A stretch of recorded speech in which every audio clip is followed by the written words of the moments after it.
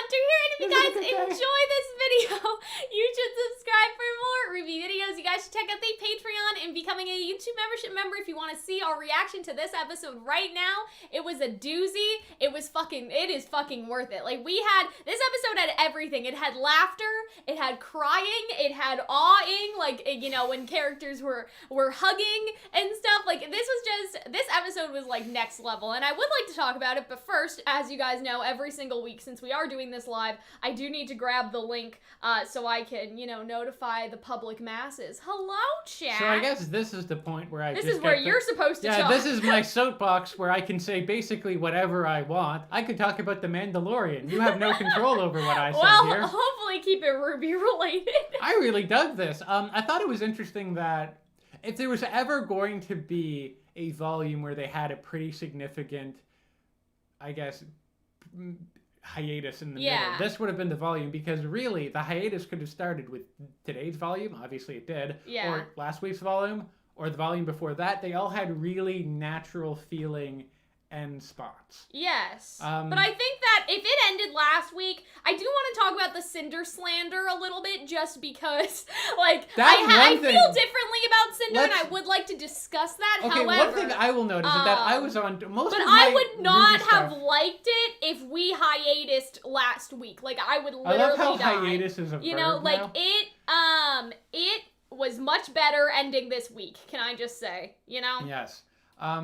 What I feel about that is that this is a funny thing that happened. I told you, but I didn't tell them. Oh. Is that I was just on Tumblr looking at, I don't even think I was looking under the RWBY tag. I think I just followed the tag. You're just looking. And then it so pops up this long text post about being like, all these RWBY YouTubers who said they were disappointed because Cinder's backstory wasn't as epic as the Lost Fable, and I'm like, that is word for word what I said. Yeah, I think you I was thinking about that. I'm like, and I followed this person, or I followed the person that retweeted it, and my Tumblr is pretty anonymous. They have no idea. It's not connected to you at all. They would have no idea that it was me. And I'm looking at it, I'm just like, well, this is awkward.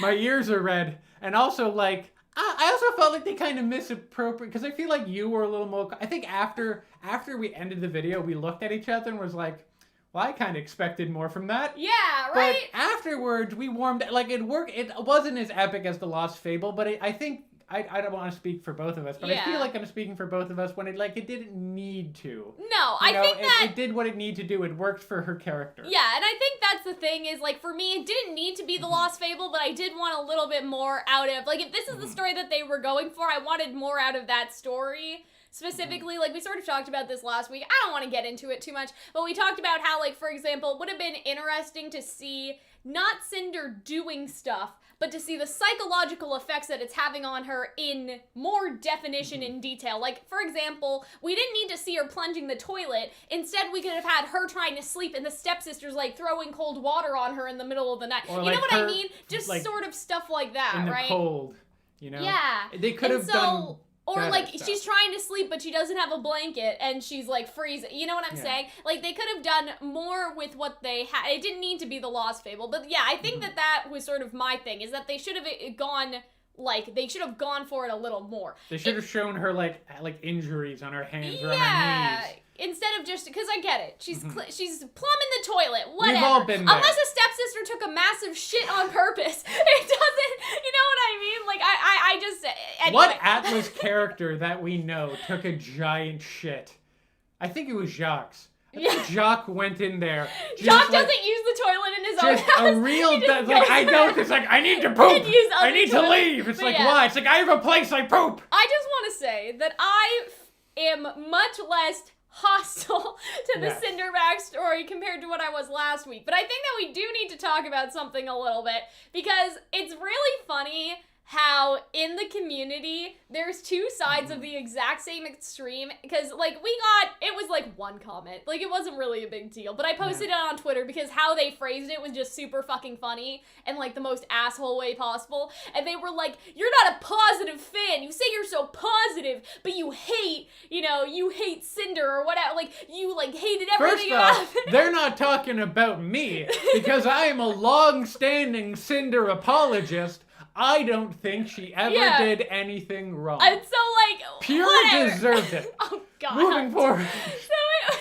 You're so bad.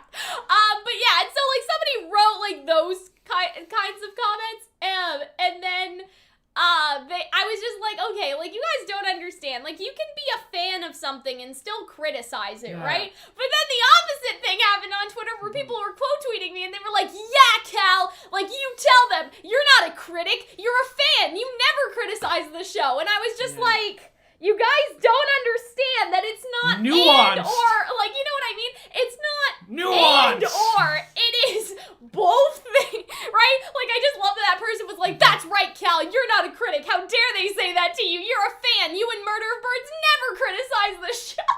And I'm like, no. And so, like, we can criticize the show and still enjoy it. Just because you like right? something without criticizing, or you like something like unconditionally, doesn't mean you like it more. Just means you like it worse. Yeah, like it's a I less agree with interesting way to engage in it. It's more interesting to engage in the show when we can talk about all aspects honestly, and that's whether we enjoy it or we don't. Now, this doesn't really apply to this week. I just wanted to address that from last week, because this week, I don't have a problem with anything, I don't think. This episode, guys, universal love. But, like, the budget, like, I feel like you can see the money. I feel like with you can RWBY, see the money this episode, right? I feel like with RWBY, there feels like there are eras. Like the first 3 volumes feel like an era, and then the 4 and 5 feels like its own era. But 6, 7, and 8 really feels like they hit a stride where RWBY is as good as it has ever been. I agree. And I think that this episode is just another example of it. This is just, and you can see the budget, right? Like, you can see it. Also, thank you, chat, for enjoying Hunter and I's fire fits, as the kids say. So yeah, Hunter and I have the RWBY onesies, and I got sold these in a Santa while. Oh no, like, it has been fucking, like, forever, right? I don't think that they've been for a while. I mentioned this in the video. Yeah, go ahead. People in these live streams keep on asking us if we're dating. Yeah. We're not. Well, they don't know that I'm dating Arnold. I think that's They don't the know first we're dating Arnold. They don't know I'm dating someone else. They don't know these things. And then I look at this and I'm like, I guess I can't blame them. Right. Typically, this isn't a friend thing to do. But it's so, I really like works. the idea. It's just like, Hunter, we gotta dress you up. can like so you cute. can drop it if you want to up the sex appeal. You know, it works. Oh dear. Anyway, also, can we talk about how bad these formations are? The people behind you're supposed to crouch down. Slow mode is on to help the mods, and slow mode is also on because otherwise, like last week, we had some questionable people. So fucking crazy. So yeah, guys, don't mind the slow mode. I know that some of you will probably have to get used to it, but it's like, I don't know, Arnold does it and it seems to work out okay. But no, so okay, this is kind of like in that like Battle of Winterfell Game of Thrones thing where people were complaining about I love the fucking tractor. Like, someone modeled it just for this scene. Like, go for it. That's like, I don't think most combine harvesters have 6 wheels. Can we also talk about how I really wanted Oscar to, like, take that and fight all the Grimm with his combine harvester? Those tractor things? Maybe he will. That would be so funny. Oscar gets out and he starts fighting with the... He's like, my moment is here. It's like, you made fun of me because I was a farm boy, and yet. But no, like, they're stacked like that. They should be, like, one person, like, flat on their belly, one person taking a knee, one person standing up behind them so they can get rows of people shooting. But yeah, we got some apathy, we got some, I really want this to elephant Grimm. I really want to see the apathy fighting, like, en masse. I think the hay bales, like, this is really good to show scaling, right? Yeah. Like, you see the hay, and then you see the soldiers, and then you see the Grimm. Big too. Like, they're really, like a really meter good. long, so that thing is ginormous. Yeah, the lighting, look at that mountain, bro. Look at the light on that rock. Like, that rock, this is an amazing looking fucking rock. Like, this is so great. I never thought that you would, like, critique a rock before. Look at the lighting, that bro, wall. in the scene. Look at that wall. It's such a nice wall. Well, look at it. Like, they it got so the textures. Okay, but look at this. Have we ever seen this many people, okay? Like, in the Lost Fable, Salem brings a small army, right? But not and she doesn't this even big. call it an army, right? Because she's That's just like, a crowd. oh, like, I'll come back with an army, da-da-da-da-da. Like, that's what Salem says, right, in the Lost Fable. Yeah. So that wasn't even an army. That was like, yeah, a crowd. This is an army. A like, platoon. they fucking, look at this. I know they're all in the same clothes and whatever, but like they committed. Like they put that many people on camera at the same time, right? I like how everyone is appreciating how bizarre your rock comments are. Do you guys understand what I mean? Like, it looks so good! I wanted us to sell a t-shirt that just says, so look at that rock! Like, I'm just, like, it makes sense that they're taking such a hiatus if they were working on such massive scenes like that. Like, bro, Especially, I'm, like, amazed. Also, I'm, according like, really to Eddie amazed. Rivas, who I think tweeted this today. Yes. Or it's the 19th today, correct? Yes, it's the 19th today. He tweeted this today that this was the like, you know, sane half of it. This was the normal, the less chaotic half. And I'm like, I can't wait for just massive, insane scenes. I also love how we got to see new paladins. We haven't seen those since like volume 3. It's been, like, they forgot. I hope that Whitley gets one of these, Hunter. I hope your bingo card is coming, you know? Yeah. But yeah, like, man, you gotta like line up a little better. They're just listen, aiming it's at each other, the back of each other. Okay. I don't trust military. Oh, God, I agree with Crow. I would shoot myself if I was like, one look of your at men. Ironwood. Ironwood's just like, they're not in proper formation. Evacuate all the citizens to the subway. Can we go back to our bingo card and look at the Mountain Glen levels of bullshit? We thought it was gonna be in the mines in Mantle, but no, it's Atlas. I think so. I mean, I think that it can be both. Like, listen, I'm sure everyone has an equal chance of death over here. I'm just putting my phone in my onesie pocket because it's slipping and sliding. I don't know if you guys have this problem, but I got a new phone recently, and the bounce level on the phone for some reason, like if I drop it, it'll like it'll bounce like 3 feet, like, you know. And so yeah, gonna keep that safe in my onesie zipped pocket. But yeah, the subway.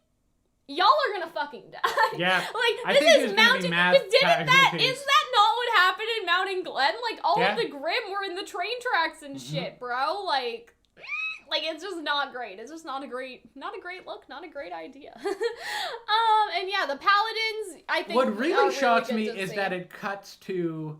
I think this was like nice world building, is that it cuts to the people of Atlas. Yeah. And they're just fucking hanging out. Like, everyone in Mantle is panicking and running and hiding. Gazebo, like, I'm not sure what building this is, but you have a nice, like, I imagine this is like a library. Yeah, I do. And people can like hang out. And people like, are just hanging with their daughter on his weekend that he has custody.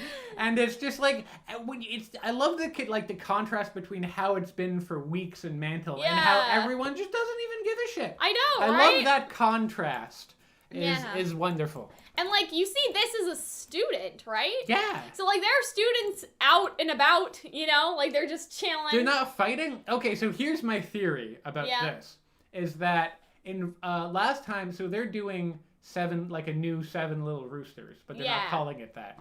And the last time they did that was 11 Little Roosters, and in one of the scenes in RWBY, when in volume 5, when Ty, or volume 4, sorry, when Ty is watching the news, in the bottom crawler there was like a text that was clues for 10 Little Roosters. 10 Little Roosters, because there's kind of like a meta game involved to it. I'm wondering if the 1751-93 is a metagame thing. Oh, probably not. It could be. I thought you were gonna say the dad was a metagame thing. I think the dad is. I think we're gonna keep on cutting back to him. Sort kind of like Shovel Lady before he died. Shovel Lady, yeah, that's a good example. The racist people, racist lady, and like racist drunk dude that Weiss yeets in volume 7. I'm just looking at the chat. Look how preppy they are dressed. Yeah, like I really like, because they really gave them like some unique clothing at least, right? This person's just trying to have their lunch, like they're just on their break. That man looks like he's on a golf vacation. But it's interesting to see that the students aren't actually fighting. I guess they're helping with evacuation, but they're not fighting like usual. I don't know. Maybe that's the Atlas military uniform, or maybe it's also like. I think it's a school uniform though, right? I don't know. Maybe it's also like, I don't know. Because they're running too, and I'm like, sis, like what?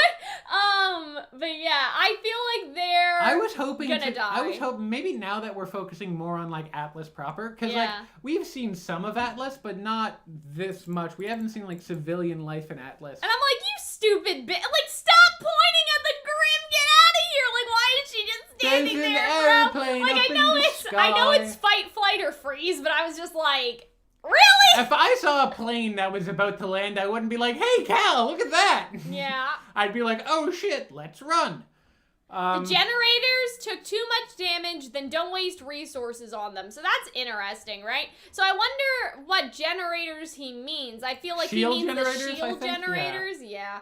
The school uniforms, you can see they don't really have weapons. Yeah, so I wonder if, like, the students are, like, on lunch, and maybe they could call their lockers and get some weapons. Look at the contrast between this and the Fall of Beacon, where everyone was grabbing their shit and fighting. Yeah, I think they could grab their shit still. Yeah, I don't know, but maybe these are, like, I don't know, man, maybe they're, like, the tech, maybe they're, like, the IT people. They've tried bombs, missiles, but we can't. Maybe they have a communications degree, you know? Yeah, that's actually true, because the school is connected with the military, and so it could be possible, because it seems like there are other schools in Remnant, right? Like, Remnant has other universities, correct? Because, like, Neptune's mom is a lawyer, right? They could all be law students. And so, like, I wonder if the school is a multi-degree organization where you could be a huntsman, like it's a huntsman academy, but then it's also a regular military academy. Yeah. You know, because like what if there are like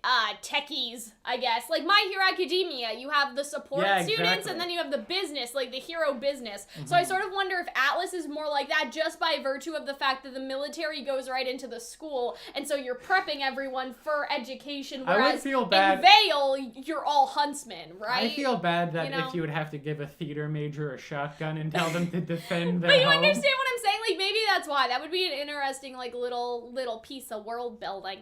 So they've tried bombs. Yeah. Penny is still MIA, but we've apprehended Ark, Zhao Long, and Ren. So I do want to talk about this a little, because I mean, it's not really a big thing, but I think that it's funny when you it's funny that, like, obviously everyone calls Ren Ren, but Ren is Ren's last name. And, like, Ren. That's supposed to be, like... a Chinese thing. Yeah, and so, like, that's, like, the whole thing is, like, your first name is more personal and all that stuff. Like, even, like, in anime, you'll see that. Like, in Japanese anime, you'll see sort of a similar concept. Like, you call... Deku Midoriya, and not right? Izuku Midoriya. Exactly, right? Or just like not just Izuku, unless it's like I don't know, special times, unless it's like his mom, right, or whatever, right? And so like with this, I feel like that it could be interesting if in the future, because you know even like Winter is calling him Ren. It would be cool if like when Nora and Ren get together, Nora starts to call him Lai because that's his first name, right? Technically, and so it would be interesting if it was like. You know, like that as a romantic aspect is that Nora is the only one that calls Ren by his name after they get together because they're on a personal level. What do you guys think about that? Hypothetically, if he took her last name...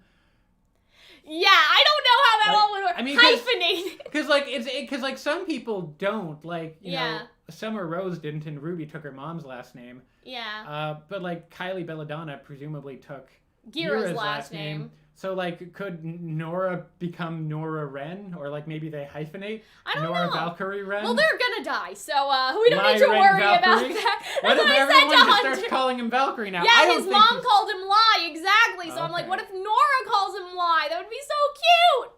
I'm gonna cry. But yeah, they're gonna die, Hunter, so we don't need to worry about their name hyphenation. Listen. They're not making it out of this. I was okay with that until I really started to love everyone. I was okay with John not being important, that I loved John. I didn't really care that much about Penny, and then I started loving Penny. You can't take away my sweet boys. Yeah. And Nora. I love them both so much. Not that I didn't care about Ren, but like, I did theorize that Ren was gonna die. No, I really don't want him to. Don't take away my little lie. I kind of want him to for the sake of the my story. Little lie. But, yeah, we'll talk about Ren's new semblance later, but I think that Ren's new not his new semblance. Ren's semblance is probably going to be a very, debated topic in the community for the next little while. Like, I see that some people are gonna be like, why does this happen? But, like, they said that semblances can evolve, right? Like, they said that, right? And so I don't think that it's that weird. It's sort of like I don't know how to explain it, but they've addressed this concept before, and we can see Ren starting to understand this concept when he senses people like Clover. Remember, like, when Ironwood and Clover walk in, and he has this, like, face, and we were all like, what does that mean? Like, what is Ren doing, right? That was the evolution. Like, they're showcasing the evolution. Now, if you don't like the actual power, that's fine. But to say that it's like a retcon of the semblance, I don't think that that's true because it makes sense. Even RWBY right? has evolved as well. Like, we now see she can teleport people and split herself in multiple ways. And so your semblance evolves over time. And for Ren, it wasn't just calming people down. It's about now understanding how they feel. Or affecting emotions. So you can calm them down. Like, it's just an addition on top, right? His semblance improved. Semblance Evolutions was teased back in Volume 5. Yeah, and so that's exactly what I'm saying. Same thing happened with Weiss pretty early on. And so I feel like that it's not that weird. I feel like some people are going to be like, it was a retcon. And I'm like, no, one it's just thing the is evolution, that, like, I'm trying to right? think, like, what the turning point is. Is it this conversation? Was it his chilly night out I think on it was his his chilly night, I think to it be might have honest. been. I think it was it about what chilly happened night. to seeing that big river? I think it happened very recently, but I think that it was starting to happen with Clover. He just couldn't see the lights, if that makes sense. Yeah. Right? And we don't know if he can actually see the lights or if that's something for the audience that we can see just to understand the concept, right? I don't know. Like, I don't, you know what I mean? Does he actually, like, dull in people's skin? We can see him figuring out what it means. Yeah. This is a new ability. He can now read others' emotion. Yeah, so that's how I'm sort of feeling, right? Is that maybe those little sparkly things aren't around people, but he was starting to be able to do that with Clover and Ironwood. He just couldn't understand it yet. I also like how this is kind of teased in the opening where he sees the petal. Yeah. Because in his mind, it's petals floating around people. For him, yeah. And then with Nora, it's embracing the thunder. So I think it's embracing, like, who they are. I think that means their past. I think so, For him, too, that could mean Kurayurgi and also his semblance and understanding people more as part of the semblance. I agree. With Nora, it's about embracing who she is and not having to worry about her relations to other people as much. Yes. I'm just checking the candle. There's a candle burning in the background. There's a gingerbread candle back there, and I saw the reflection of the fire in my pins, and I was like, but yeah, I don't think that it's, like, weird at all. I am really liking the power. I just want Ren to talk to every single RWBY character now. Like, I want him to look at Neo and, like, read Neo, like, to bits, you know what I mean? I'm very, very interested. I assumed, because it only happened when we see his, I have no idea why people are getting angry, yeah. I mean, I think that I don't think people are angry. I think that people are gonna be a little bit, like, I don't know, weird about it. If you don't like the power, that's fine, but I think that the idea of semblances evolving is not a foreign concept. Yes. Is all I'm trying to say. Because, like, Weiss did it, RWBY did it. Yeah. And don't let the fugitives out of your sight. And it's just like, guess what? Right? And so I predicted this because I was talking to Arnold this morning and I was like, Arnold, she has to let them go because there is no point in creating this contrast between Winter and Clover if Winter does the exact same thing he did. Because, like, how Winter was so obsessed with arresting Crow and Tyrion. Did I say Clover or did I say Winter? Anyway, whatever. Like, Clover was so obsessed with arresting Tyrion and Crow. Winter cannot act the same way because I don't think narratively that would make as much sense. They're trying to show a distinct contrast between Winter's leadership and why she is different, why she, you know, is sort of feeling conflicted. Like, she's feeling more conflicted than I guess Clover was. They're trying to show a sort of, like, difference between Winter and Clover in that way. And so I don't think that, you know, it would have been as effective for her to just keep them arrested. Now, technically, are they prisoners? Sort of, but Winter is still letting them go into the whale. It's just because it's like, it benefits all of us to let you guys in your fugitives anyway, so if you die, Ironwood's not gonna be mad, right? And so it's sort of like, it's a trade-off, and I like the fact that they did that with her a lot. Yeah. I was hoping you would fill that awkward silence. I just noticed that one thing is that I really liked this idea that he'll just become, like, that'll be his character more. He just becomes, like, an empath. Like, I imagine he'll kind of be like Drax from the Guardians of the Galaxy, where he just states everything, even if it's maybe uncomfortable. Howell made this joke, and I've seen people making this joke, that he will look at Yang and Blake and be like, oh! Yeah, Nora was right. Look at Nora and be like, oh! I have so many ideas for Ren. We need to do a video about Ren, because I want to see how he looks at Neo. I want to see how he looks at Cinder. I think the best thing to do is that they go into the whale. They're trying to sneak by. Ren uses the calm on John, Yang, and himself, just because, like, Salem is... I don't want to say she's part grim, because she Anyway. Well, semblances can work on... But the calming is just to avoid grim detection, right? Mm-hmm. So I feel like it could work on Salem. It's sort of up in the air, but I think it would be funny if they're sneaking through, they've used the calm on themselves, so Salem can't detect them, if it works on Salem, and Ren looks at her and just sees this and that and like more petals than winter, a fury, like you can't even see Salem anymore because Salem has the emotions of 10,000 fucking years. You understand what I'm saying? And that he is able to see how much kind pain of like what she's winter in, had, that it was many fleering emotions. And so I want to see, like, he looks at Salem and it's just a whirlwind of I want to ridiculous, die, right? and I hate my ex. And maybe what'll happen is that Ren, Jean, and Yang will see Hazel and Emerald, and Hazel, like, they'll be like, oh, you guys found out that thing, didn't you, right? Like, Ren is able to read their feelings, like, help us get Oscar and we'll, like, help you escape. Maybe that's their point for redemption. But I really want him to look at... Blue Rat 13-8 says it should be called Tranquility, which is amazing. Oh, boy, I like that. Tranquility is amazing. But yeah, you guys understand, like, looking at Salem, he needs to. That's it. He needs to look at Salem, because looking at Salem would be, like, so impactful and so crazy, and I think it might be what pushes Emerald and them if she's not able to get to Jin. And I think that, like, the thing is that I feel like the show is probably going to go in the direction where Salem needs to learn her lesson and then she'll be able to die without destroying the world. Or they'll call the gods back and the gods will spare humanity but let Salem rest. Yeah. Right? I know we haven't got into the scene, but, like, I'm sort of thinking that is how the show is gonna go. And so if the first understanding could be Ren seeing Salem and figuring out that they don't need to kill her, but they need to save her, that'll be the thing. I know that people won't really like some people won't like that, but that's the only way to kill her. The only two choices are uniting humanity against Salem so that the gods will be pleased, like that the gods will be, you know, because if you remember, this right? has been a theory I've had for a long time since Volume 6, that if you look in the Lost Fable, they say that you are forced to walk this earth until you learn the value of life. Yeah. And so what if that's what creates They try to teach her, right? And so I'm like, I feel like that Ren could be the first inclination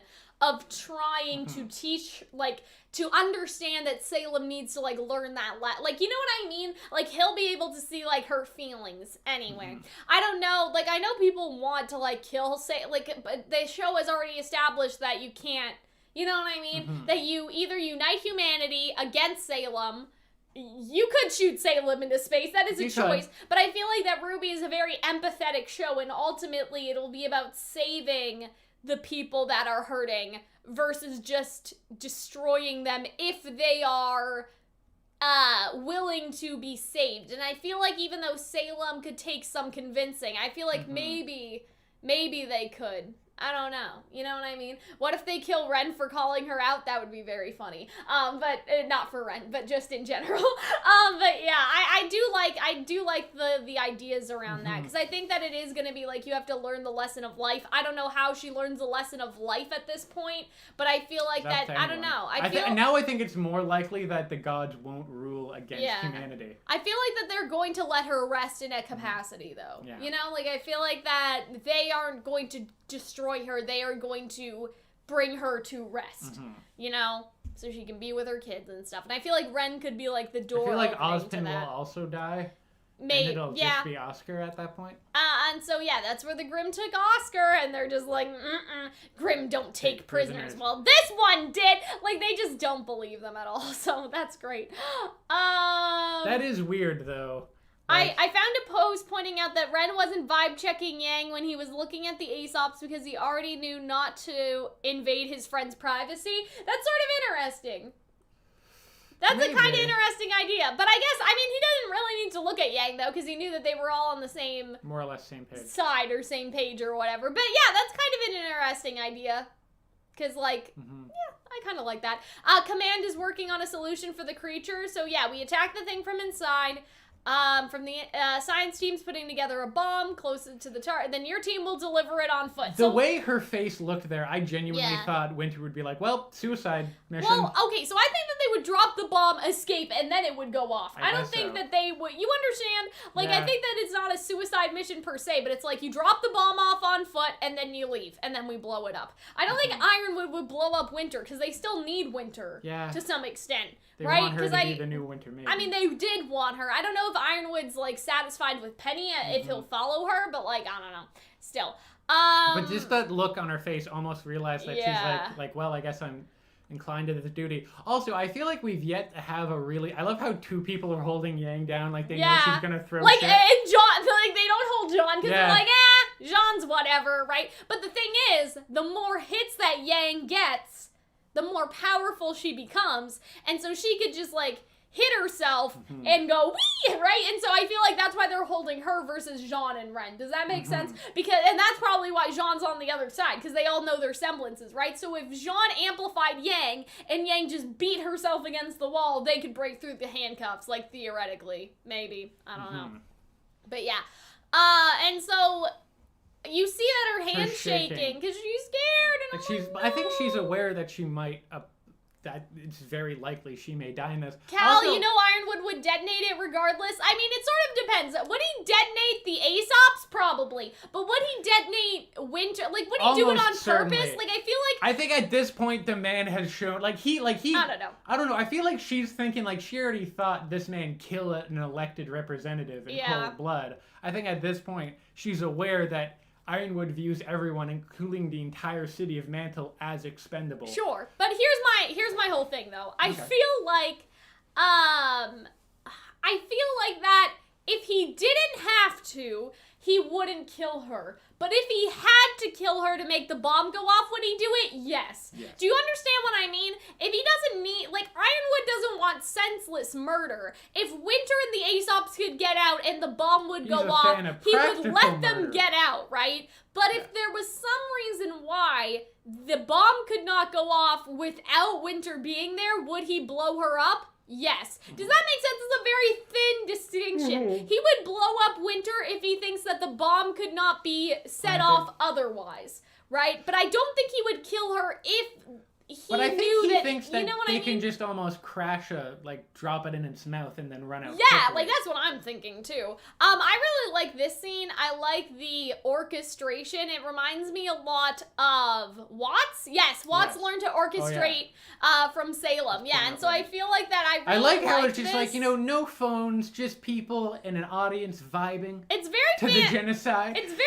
Fantasia too, like the moving of the sea and all that stuff. Well, there are whales in Fantasia, aren't there? Yeah, there are whales. But, like, I'm talking about the Fantasia, like, the Mickey and Yensid, where Mickey is, like, they're controlling the water, and, like, Yensid goes, like, whee! Right? Like, with the water, and it goes, like, whoosh, right? And so it's very, she like, just looks so happy. Right? Like, she's just vibing, and it's wonderful. And the lighting! Guys! Look at that rock! The lighting! Like, guys! Holy shit! Oh, my God. But, yeah, so what's really upsetting Emerald is that the sun is setting, and it looks like...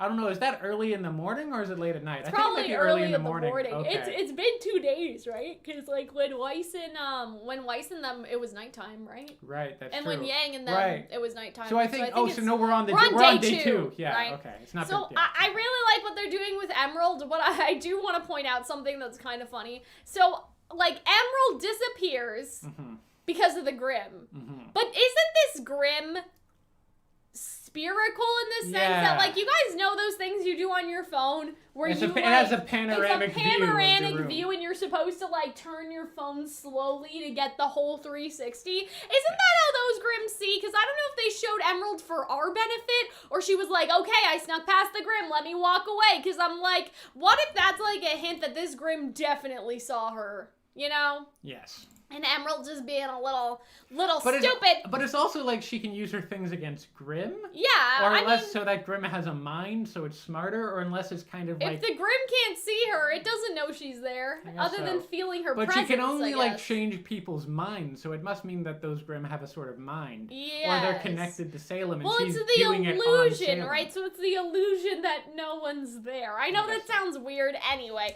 I kind of wonder But it's not like Neo Yeah. It's different. She just affects how people perceive. Did she affect how Salem's mind or the Grimm's mind? Is what you're asking. Is my question. I don't know. Because if not, she can do the switcheroo with the.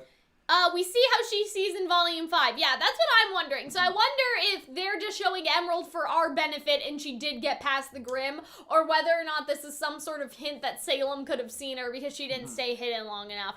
But yeah, like, it's like that apple, right? Yeah. Like, we see the child with the apple, but then we see Emerald vision and how... You understand? So I don't know. It's probably not a hint. She probably just got past the Grimm. Also, is it against the rules to walk around, or is it just too close to I think she just doesn't want Salem to people. know she's trying to fucking peek in on this, right? Because what is she supposed to be doing? So we'll talk about this, I guess. But, like, Cinder and Neo, or I guess just Cinder, right? Last episode, Salem said, go get Watts. He can lead you to the girl. Whether you get there first or the Hound gets there first, whatever. But Salem explicitly stated for Cinder to go get Watts out of the prison. So here's my question. Did Cinder and Neo leave without Emerald? Which I find very strange, considering it seemed like they were all going to go after Penny. Like, why would you bring one less person to come after Penny? Or are Cinder and Neo, like, packing right now and they haven't actually left yet? Because that's what I'm a little confused about, is why they would leave her behind when they could utilize her semblance so they could stay hidden while recovering Penny, or while recovering Watts from the prison. Like, her semblance would be useful. So, chat, I know you're on slow-mo, but do you guys think that they have left without Emerald, or do you think that Cinder and Neo are getting ready similar to how Mercury was packing his bags, and that they have not yet left to go get Watts? The latter is where right? I'm at, that they're just, because canonically, like, this probably only took a couple minutes. Because right? why would Cinder go get Watts alone, is my question, right? When Neo and Emerald have such powerful semblances. I suspect that it is a Salem or a Salem Cinder. has different plans for Emerald, getting ready.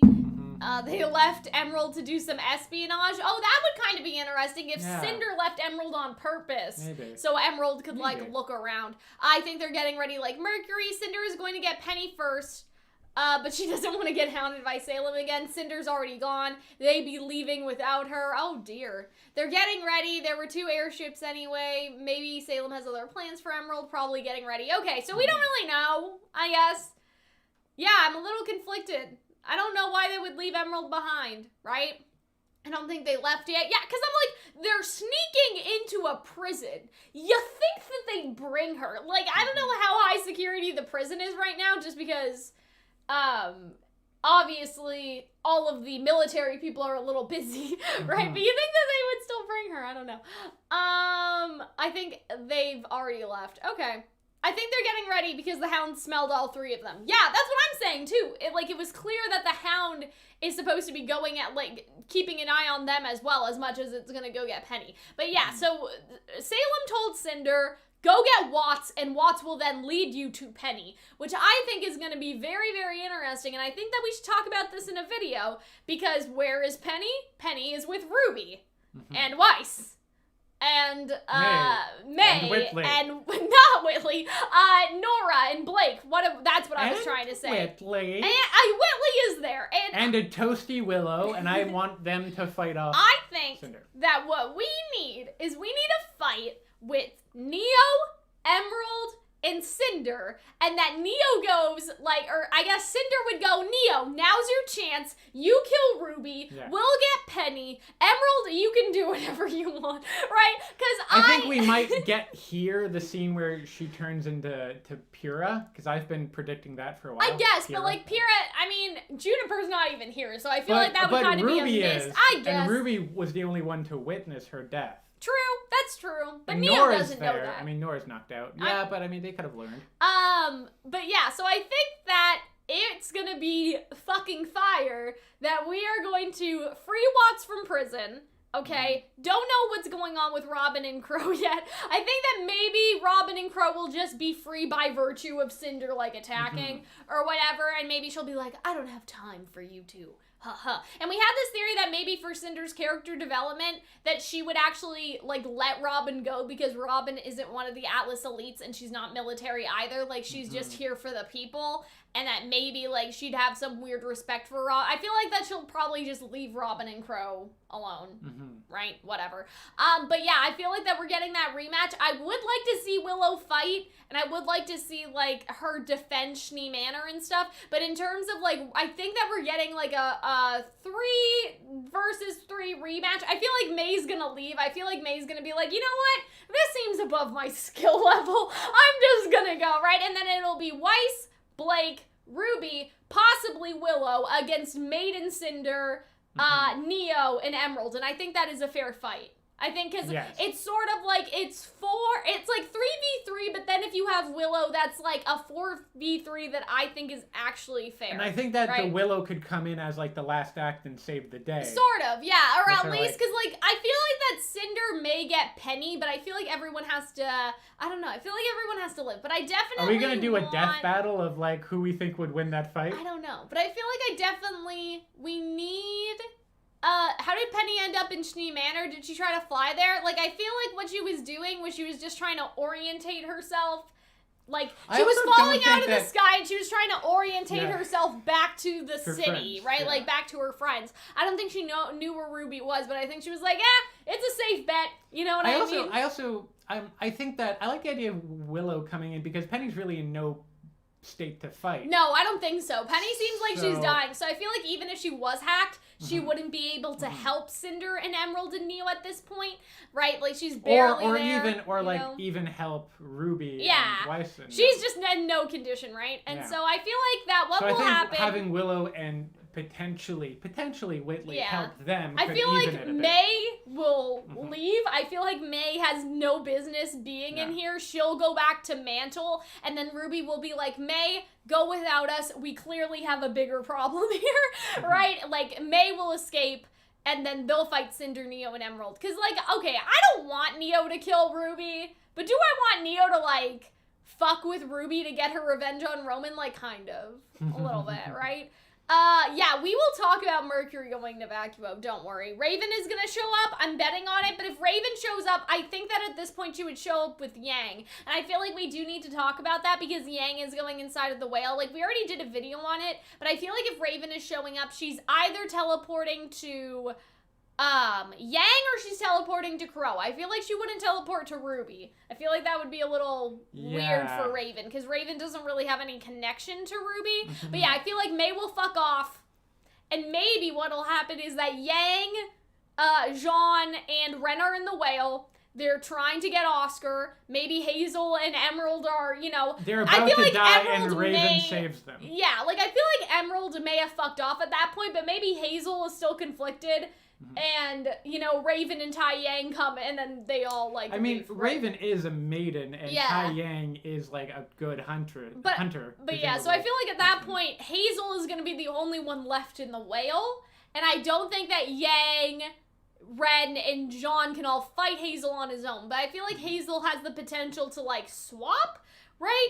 And so I feel like that would be interesting. Yang is going to face Salem in Raven's place. Yeah, that would kind of be interesting. But I do want Raven. I think she's teleporting to Crow, then teleporting to Yang. Yeah, I would agree. I think that that's how it's going to work. And I feel like that maybe it would be cool if Raven, Crow, and I guess Robin all teleported, and then they're just in the whale. Like, I think that's very funny. Tai Yang, I think that would be an interesting fight. Yeah, and so... Now we get a really great scene between Hazel and Oscar. Hazel's character development. It went from, like, not giving a single shit about him and really, like, in Volume 5 and thinking, like, well, he was kind of just there to, like, him being really interesting in this volume. Because they did him dirty You know why? All of his plot power was in his abs. Oh, my God. And they did not show his abs. The second you show those abs, he's a more interesting character. Anyway, so yeah, he was... they did him dirty in Volume 5. Yeah. Let's just reiterate that. I feel like the farther Hunter's away having trouble following up the with farther me. away we get in volume 5, the better better things RWBY, start the to better be. RWBY, and the better RWBY gets, the more I'm like, Yeah. I'm considerably like, I still don't think like the total amount of like hate that those 4 and 5 get is Yeah. totally justified, but I do realize that like, wow, they really could and did do so much better. And I really Yeah. think it's Eddie and Kiersey that's helping. that they came in volume 6, correct? I think also, I don't want to talk about this too much, but in my opinion, I think that Gray not being around could have substantially improved the ongoings at Rooster Teeth. Let me just was say he that. involved in RWBY though? Yeah, Gray. He was a director. He was right? the producer or whatever. Okay, maybe. So I feel like that could have helped. So, but this is Eddie my and opinion. Eddie and Kiersey. Kiersey. Thank you. I Eddie and Kiersey positivity. Yes, They're I good think that beans. they have helped a lot because I think, like, sometimes you have too many cooks in the kitchen situation, but I think in this case it's 4 writers are better than 1. Yes. Because I think that, especially with writing, I feel like that you benefit a lot from having multiple perspectives, right? Because you're able to give a more, like, I don't know how to explain it, but, like, if there's more of you, I guess, almost beta testing, right? Or, like, seeing where the writing is going, there's more of you that can sort of put your shoes into different viewers and see how they'll feel about certain things or what they need to understand Hazel. I feel like that, I don't know, but yeah. Gray left and Eddie and Kiersey came at the same time. So yeah, that would that's have what been I'm sort of volume saying, 6, right? or right before volume Yeah. 6. So yeah, and I since feel like then, they've helped major a lot, improvement. yeah. So love for them, love them, they're great. And so I feel like that they really improved Hazel, and having multiple people, you're able to sort of understand, like, okay, what did we do wrong in volume 5, and what do people need to understand Hazel with? You know what I mean? And so I feel like this scene, like, they have just, like, highly improved Hazel's character. Like, Hazel is restored. Like, I think that he's really, really good now. He's in a good spot. I think that we all understand his motivations better. I think that he has more depth because Ozpin was able to sort of call him out on a lot of things, because a lot of people were like, but why would Hazel do this? It's hypocritical. It doesn't make sense. And, like, not everything you do makes logical sense. It's the emotional sense. And I feel like in this scene, we understand why emotionally Salem was able to prey on Hazel, and now Hazel is coming out of it, right? Yeah. And I think they did a really great job. And let's look at the scene. I also wanted to talk about how brutal this is. Like, because I think the last episode we were like, oh, there's barely any blood, and this starts with him dripping blood and him hanging I do wonder from what a happened hook. with that, right? It's so insane. Can we talk about this for a second? So, okay, I wonder if things are not as blatant as we think they are, because Hazel thinks she's gonna create a new world order that is the given motivation for Salem in the companion book. Ozpin thinks she is going to destroy the world. Now, the more likely thing is that Ozpin is serving as a sort of, I don't want to call it omnipresent, but he's sort of serving as the like the unbiased narrator to confirm that these are Salem's true motivations, because even Tyrion says you didn't know she is gonna destroy the world, right? On the other hand, I think it would be interesting if this is just Ozpin's perspective on Salem, and that neither of these things are true, and it's this third thing. Mystery what the third thing that we is, don't know about. I don't know.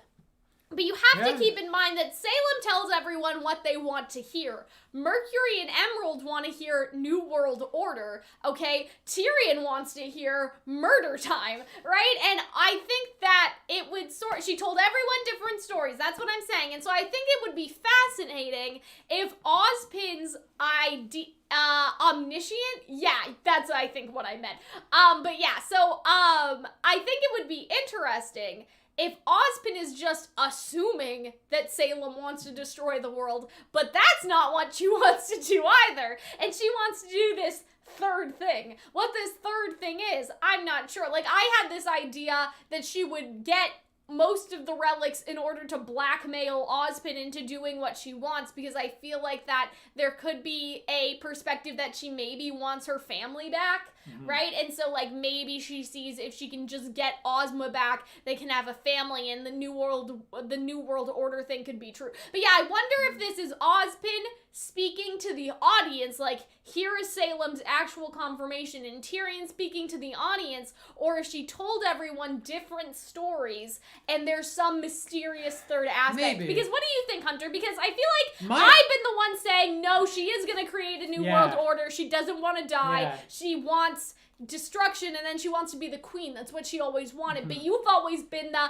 I think that she wants to die. Right? That's and my take, people have been debating me about this for a long time, because people are like, Cal, you're looking too much into it, and I've been like, but the companion book. I think that the guy who did RWBY, the RWBY thing, just interviewed some people, and they were companion book, where she says, like, Salem wants to be the Dark Queen. I bet you, like, Miles or someone said, like, she's like the Dark Queen of Remnant. Sure. And then he took it in a different way and printed it like that. Sure, because I think it's more just like a miscommunication and like a whoopsie doodle. Yeah. I mean, they also, in one of the things, misprinted Blake's name as Black. Yeah, and a bunch of other sort of misprints. Can we just talk about Dar? I like the idea of the hidden third thing. Dar, is our moderator, she is saying, can we talk about how M and K completely lied in the companion book? They said, yes, evil Dark Queen, and then nope, but yeah, that's why I'm like, part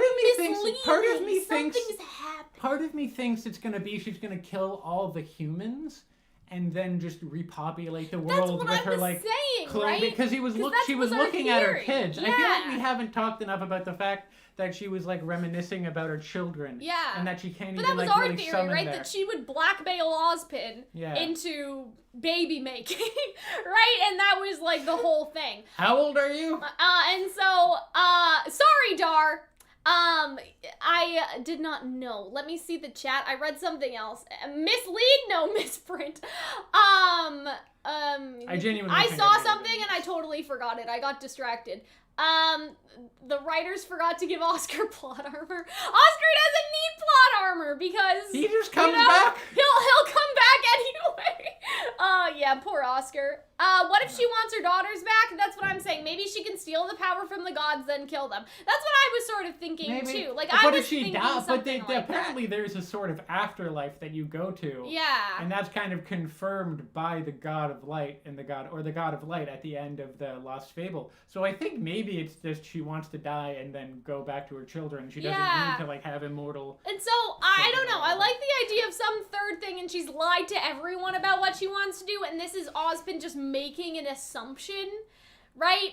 Instead of like you know what I mean? He's making an assumption instead of this being the writers. It's like how Ozpin said that his cane isn't a relic. Was that Ozpin talking, or was that the writers talking to the audience? Right? You know, like RWBY has certain things like that. So I'm like, is this them talking to the audience, or is this just an assumption that could be disproven later? Is my sort of thinking and like my opinion on it. And so I feel like that she did tell everyone that, like, she told Tyrion she was gonna destroy the world, but whether that's what she wants or not, that's like the question, I guess. I really do think, especially now with Ren's being able to understand people's emotions, I really like the idea of him seeing Salem and seeing a giant swarming thing of like, I want to die. And what if like that's how we find out, is that he's like, she doesn't want to destroy the world, and she doesn't want to rule the world either. She wants to do third mysterious thing, right? Yeah, so Jesse mentions in the chat that Daniel Wallace, who did The Companion, has done a bunch of Star Wars books and is normally good at getting it. And I'm like, yeah,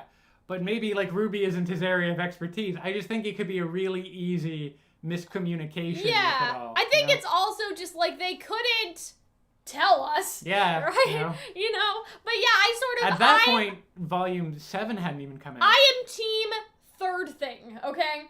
I don't want to think that this is so basic as Salem wants to destroy the world and die. And I don't mean basic in the same way I mean Cinder's backstory. I don't want it to be as straightforward. I want intrigue, right? Like, yes, I want a little, I don't know. I feel like there's more to this story than we are being told at the moment.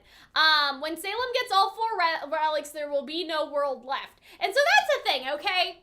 Do you need to just put them all beside each other, or do you need to activate them all? Because I think that is a very tiny nuance that is very important, because here is the thing. There is a difference between Salem collecting all 4 relics for blackmail, and there is a difference between her just bringing them together and the world ending as soon as they're all within a 10-foot radius, right? And I feel like that nuance is going to be what makes or breaks this third thing theory, right? Because we know Salem wants all the relics. However, what if she just wants to keep them all, you know, in her evil castle to threaten Ozpin for the rest of his, you know, miserable reincarnation, right?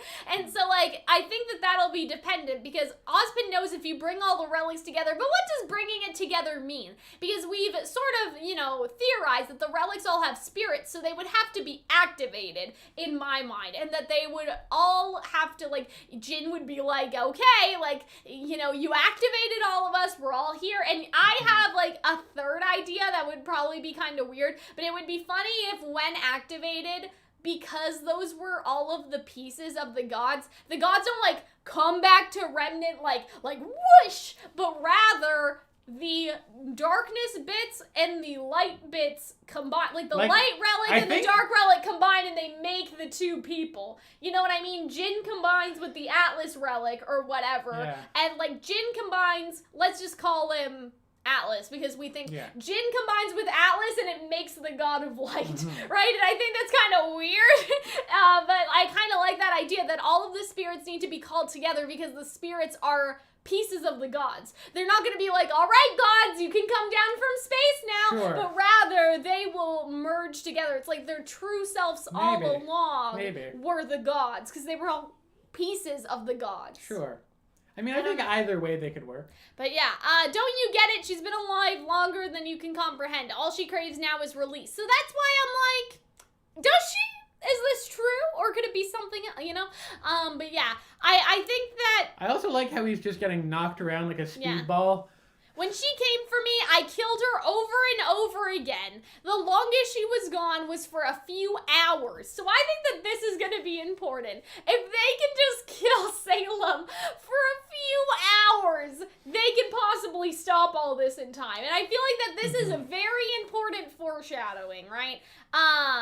This is going to be important. I feel like this was Salem purposefully letting him beat the shit out of her. Oh, sure. Like it's the same thing as when she was like, okay, try to kill me. Right, to all of those kings back in the day, like back in the day, you know. And the Lost Fable. And the Lost Fable. And so she basically did the same thing, but for Hazel, right? Before she put herself back together. So I feel like this hours thing, that is definitely foreshadowing. Whether it's foreshadowing for this volume or next volume, I can't say. I can't tell you. But do I think that this is definitely coming back up again?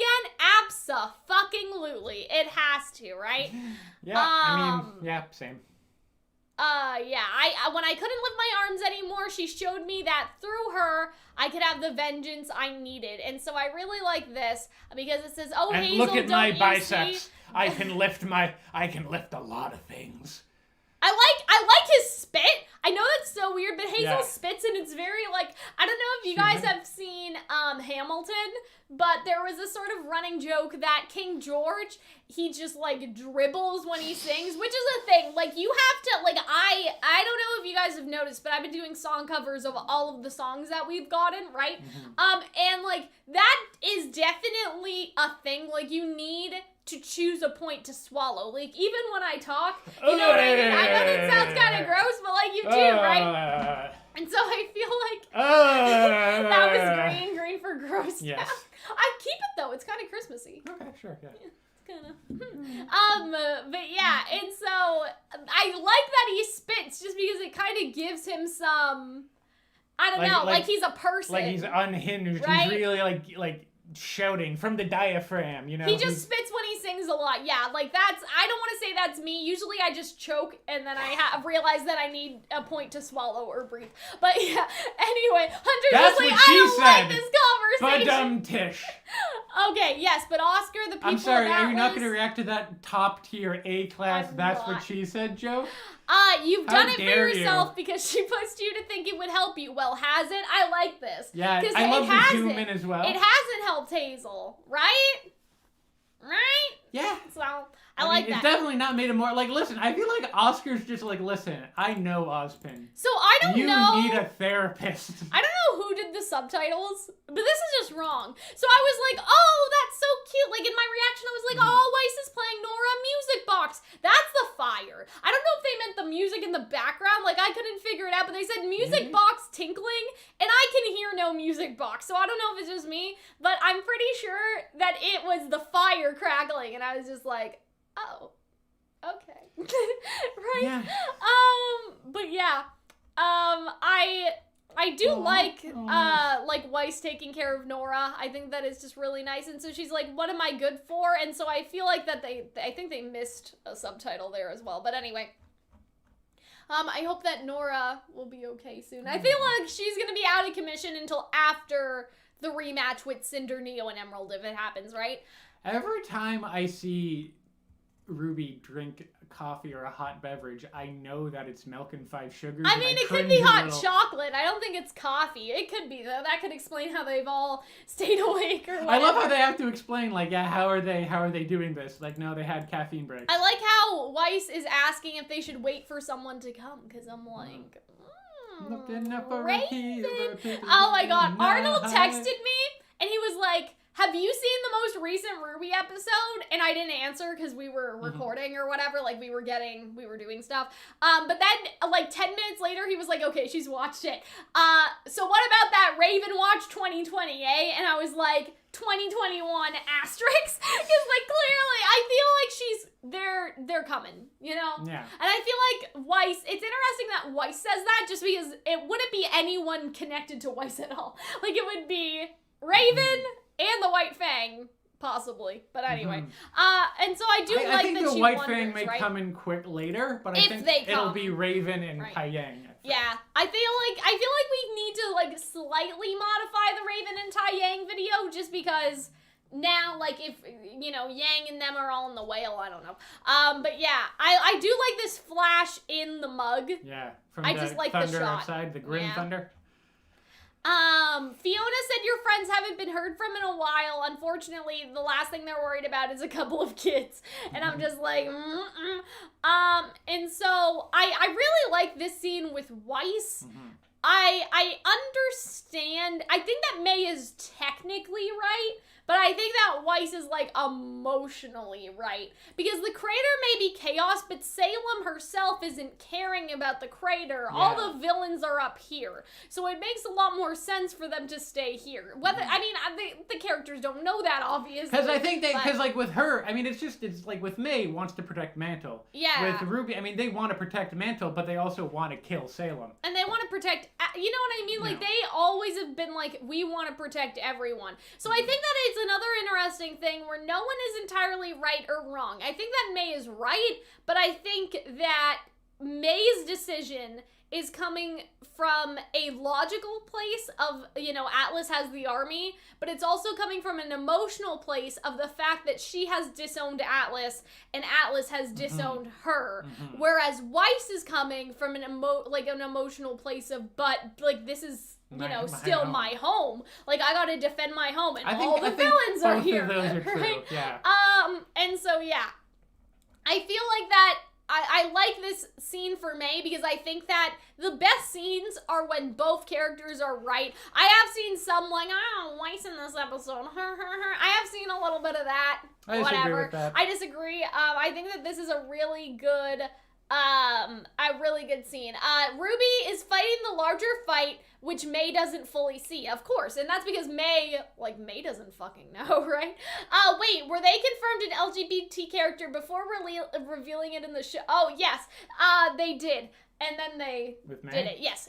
So they confirmed it on Twitter, and then they did it. Well, most people assumed because May's voice actress, Kaden Jensen, transgender. And then May, immediately, and then Kaden confirmed it.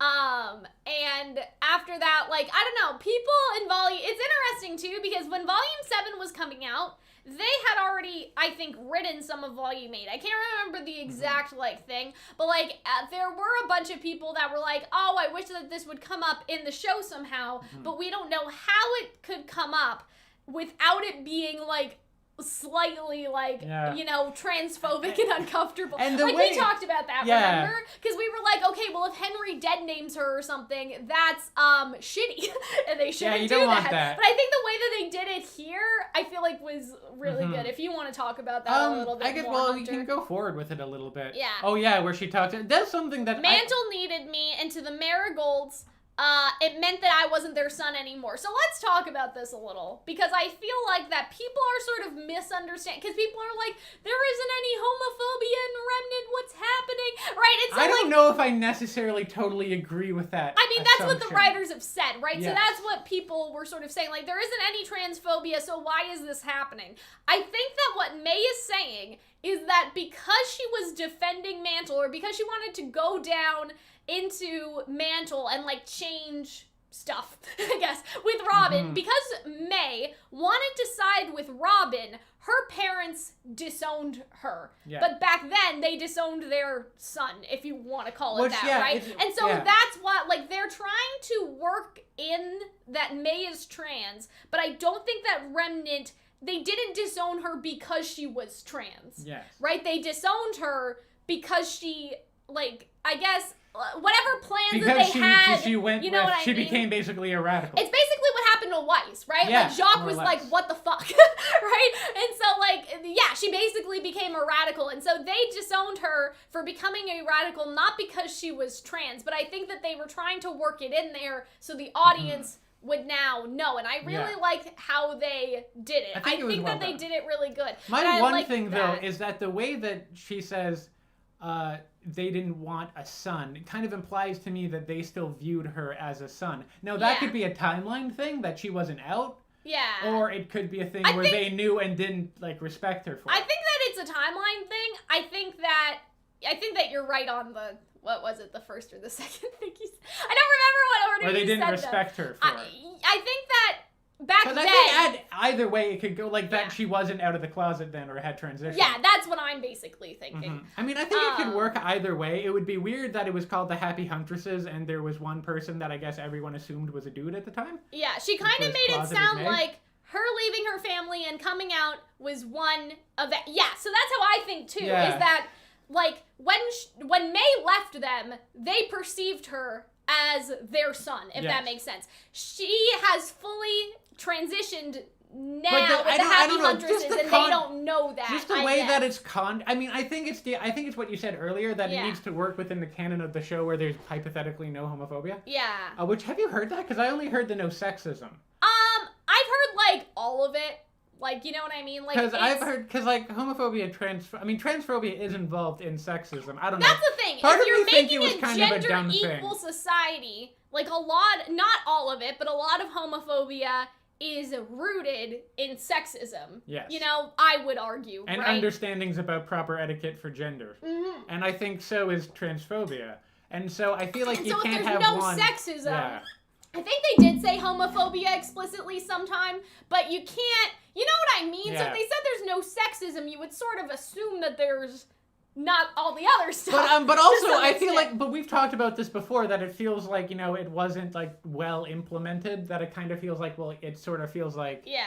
well, it's being written by people who have an understanding of, not to say that the writers are sexist, but when they wite stuff, like when Yeah. they write May, they have to incorporate the Or like real saying world Cinder understanding isn't of ladylike. Yeah. Like, that implies that there is... proper etiquette for You how. know what I mean? But under this understanding, there wouldn't be proper etiquette Yeah, for women sometimes, because sometimes it just, I guess it kind of implies maybe there isn't systemic, they said Howell is Sexism. correct. They said egalitarian, which means everyone.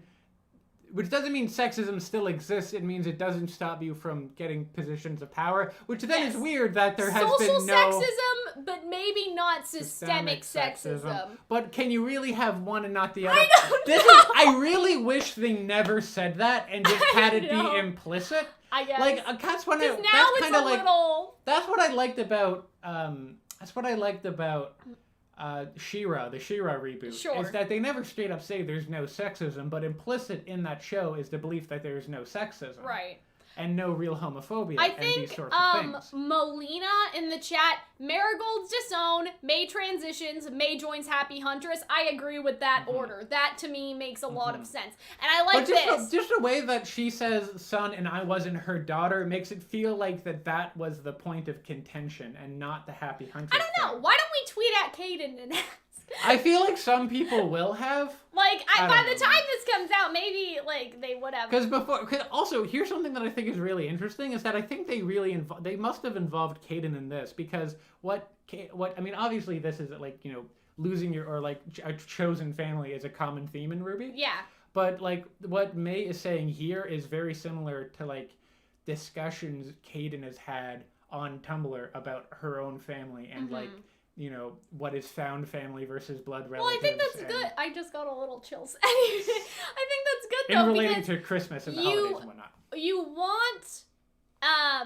want to consult people. Yeah. If you do not have their experience, right? And I feel like that RWBY has learned from past iterations, I guess, of, like, characters that they have done a questionable job with some of the LGBT rep because they don't necessarily, you know what I mean? I think the only questionable or not some of the LGBT rep, sorry, some of the faunest stuff. Okay, that because Miles and Carrie have always been like, yeah, two white guys trying to write the racism, like, it didn't go that well, right? And so I feel like that the idea with this is that they probably, like, consulted Caden and, like, asked her, you know, how would you write this? Because this feels very Caden. Yeah, it feels genuine, Which I think why it works so well. And I would like to make maybe an own video on this instead of, like, I mean, this video's fine. This video's lovely as well, but I would like to make a separate video on the whole topic. I wanted to talk to you about that because I didn't know if we would just talk about it. I mean, obviously we are. Yeah. But yeah,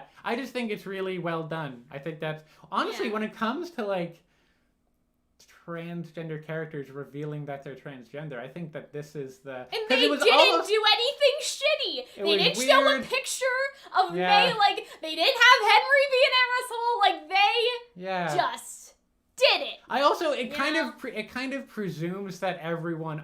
That also, like, I like how they confirmed that May was trans beforehand, and then they do this now, because... And people are gonna be like, oh, I wonder if they did that because of the fan... response. I don't think they did. Well, I think the fan that they response probably was wrote mostly positive because they were like... No, but like the fans being like... Earlier. No, like the fans saying, I wish that we have seen this in the show instead of it being confirmed on Twitter. I don't think that they did it because of the fans. No, I think that they did it because just this isn't this isn't even really a confirmation that May is being trans. This has more to do about how she feels about Atlas. Yeah. And how she feels about her so family. I feel like they weren't like, shit, the fans are mad that we didn't show it in the show. Let's write something. Like, I feel like that this was probably written before we even saw May, just based on the timeline. Because Volume 9 is done, right? Volume 9 was done a couple months ago or something. And so, like, chaos, I guess, is what I'm sort of thinking. Like, writing-wise, I don't think that it was like, oh, well, the fans want to see it in the show, let's put it in the show. I think that they were always planning to do this. They just wanted it to come up in a way that made sense. And this is the spot to explain why May has a opposing view to Weiss here, and it makes a lot of sense. You know? I guess, I would agree with that mostly. I also like how it's kind of, the way they do it, it's kind of presupposes that everyone there knows that she's trans. Yeah. Or, like, that it's not a big deal. Yeah, it's because no one's, like, shook. Like, you know what I mean? Like, Weiss doesn't, like, fake, like, nothing bad happens. Like, it's the same they could have done with, a weird comedy thing. They didn't. Thank God. It's kind of like with, when you met Saffron and Tara. Yeah. It's just, like, there's no, like, you could have had a weird joke or, like, mostly, that's common. You know? That's really common. That's not even necessarily a bad thing. It's just a thing that happened in our society because we don't immediately assume. Yeah. There's an assumption that everyone is straight. Yeah. And so normally with people from our society would be like, oh, but with them it's no big deal. Yeah. Because it's assumed to be normal. Yeah, I think so too. I agree with that because it's very much like they didn't have a character be like, oh, your wife, because we see that a lot, like, you know. And so I feel like in here it's the same thing, and I'm glad. Like, I'm just glad. It was just good. Very, very glad it was good. that they didn't do when you think anything about it, weird. ever. Yeah. You know when what you think I about mean? between May and between Val, they've done a pretty good job of it. Yeah, for now. It's evolved greatly from Donut. And I like this. And I made sure everyone knew I wasn't their daughter. So I think that it's both, like, you know what I mean? Like, Yeah. May also said to Robin, I'm sure, who would be very surprised that an Atlas person wants to join their cause, that May was insistent that she is not her parents, very much like Weiss. And I feel like that this is so good because the foil between May's life and Weiss's life, both as Atlas elites who basically said fuck you and went, you know, somewhere else, right? Like, I feel like that's a very interesting contrast because she basically told Robin, like, hey, you know, like, I'm not one of them, I'm one of you. Like, I am, you know, for the people of Mantle, I'm a radical like you, sort of thing. And I feel like with Weiss, it's sort of the same thing. Like, well, I feel like Weiss is actually a little different. It's a similar thing that they both escaped, but the difference is that Weiss is determined to take back the name of the Schnees and rebrand May doesn't want the Schnees. anything to do with the Marigolds. Exactly, and so that's a nice little division and a nice little I want to foil talk for about that. my headcanon for May. Sure. My headcanon is that her full name is Mayonnaise. Oh, God. And that she just goes by May because because May isn't short for something. They would just say, oh, my name's May. It's like, oh, her name is May. But in her head, she's like, ha, no one knows my name's secretly Mayonnaise. I like to imagine that's like, and mayonnaise is a color name. that, like, it is! More so than May is. So, like, that's my belief. Hunter is very bad. I want... That she's you listen, should tweet that to Kaden and see what she said. Well, I did, because that was actually a Tumblr post, and I linked to Kaden to that Tumblr post, and she never responded. Damn. So, as far as I understand in the fine culture of transgender woman, we're all shit posters. Oh. So I think it would go. You think it would go in line. Well? It would suit her character. Yes, the shipping for May and Weiss, 10,000%.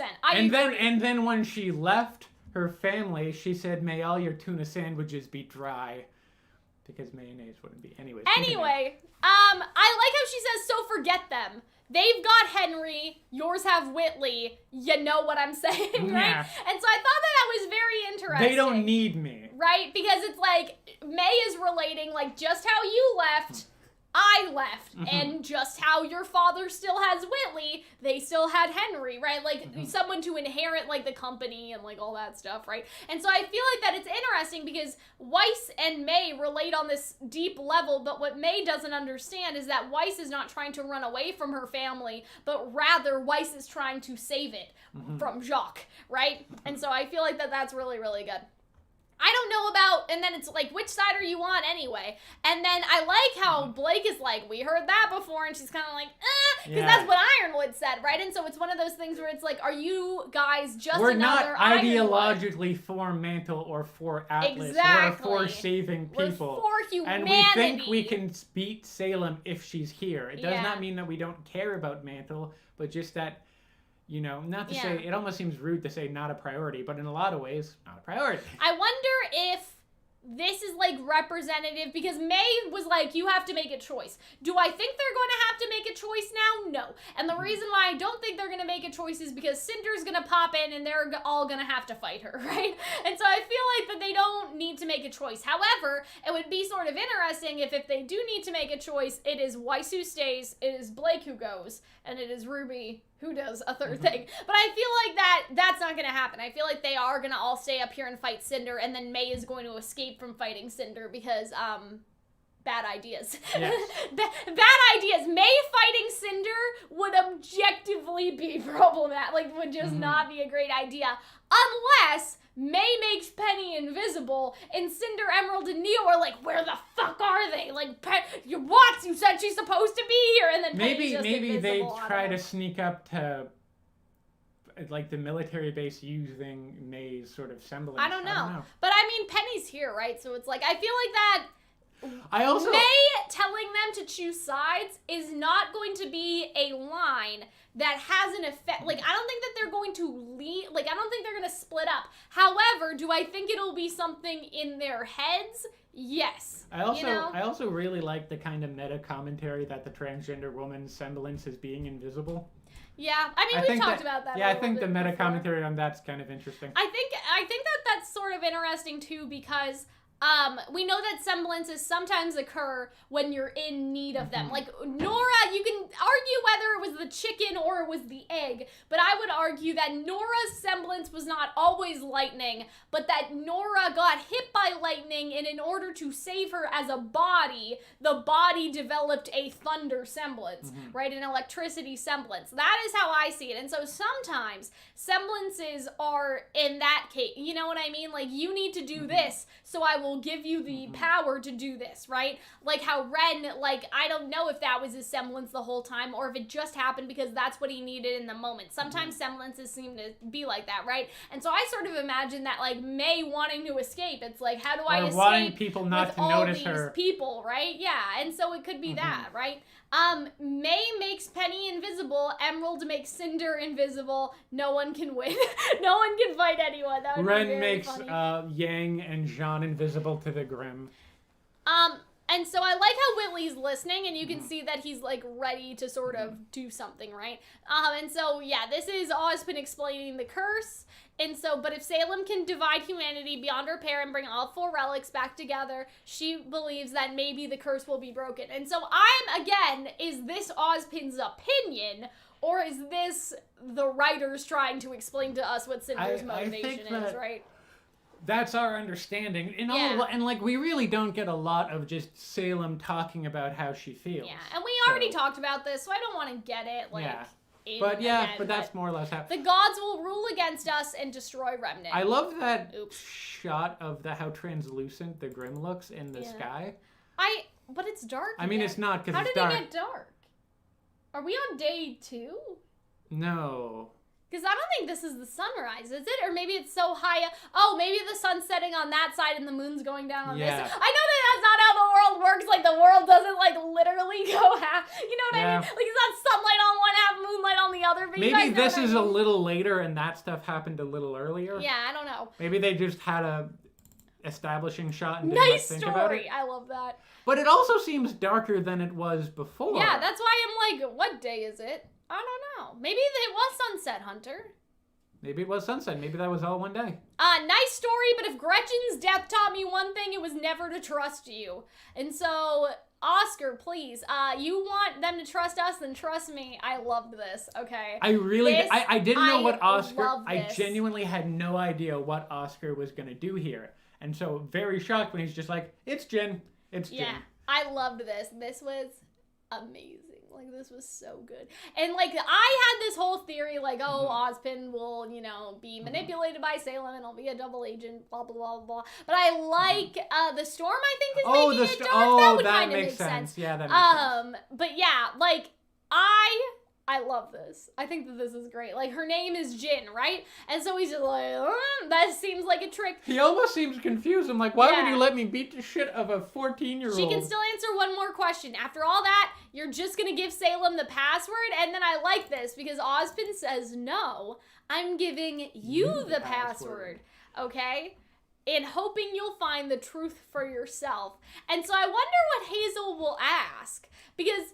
we already said what was Ozpin hiding, right? And so I wonder if Hazel will ask, what is Salem hiding, or what is the truth about Salem? Yeah. I think that would be really interesting if we got... I think that your question's actually better, Hunter, because I feel like that means we could get, like, the Lost Fable Part 2. Maybe not to the same impact, obviously, because, like, the Lost Fable really can only impact us once, but a different perspective on the Lost Fable, in a sense, right? And so I feel like that you could either, like, be like, tell me the truth about Salem, or Hazel could ask something a bit more vague so they can give him more. But I am here for a half an episode of what is Salem hiding if they decide to do that.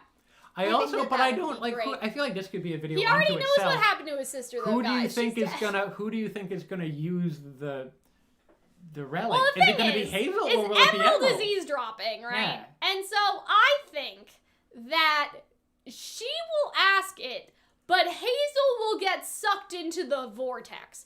I agree with you guys. I think that Emerald will They'll both illusion experience herself.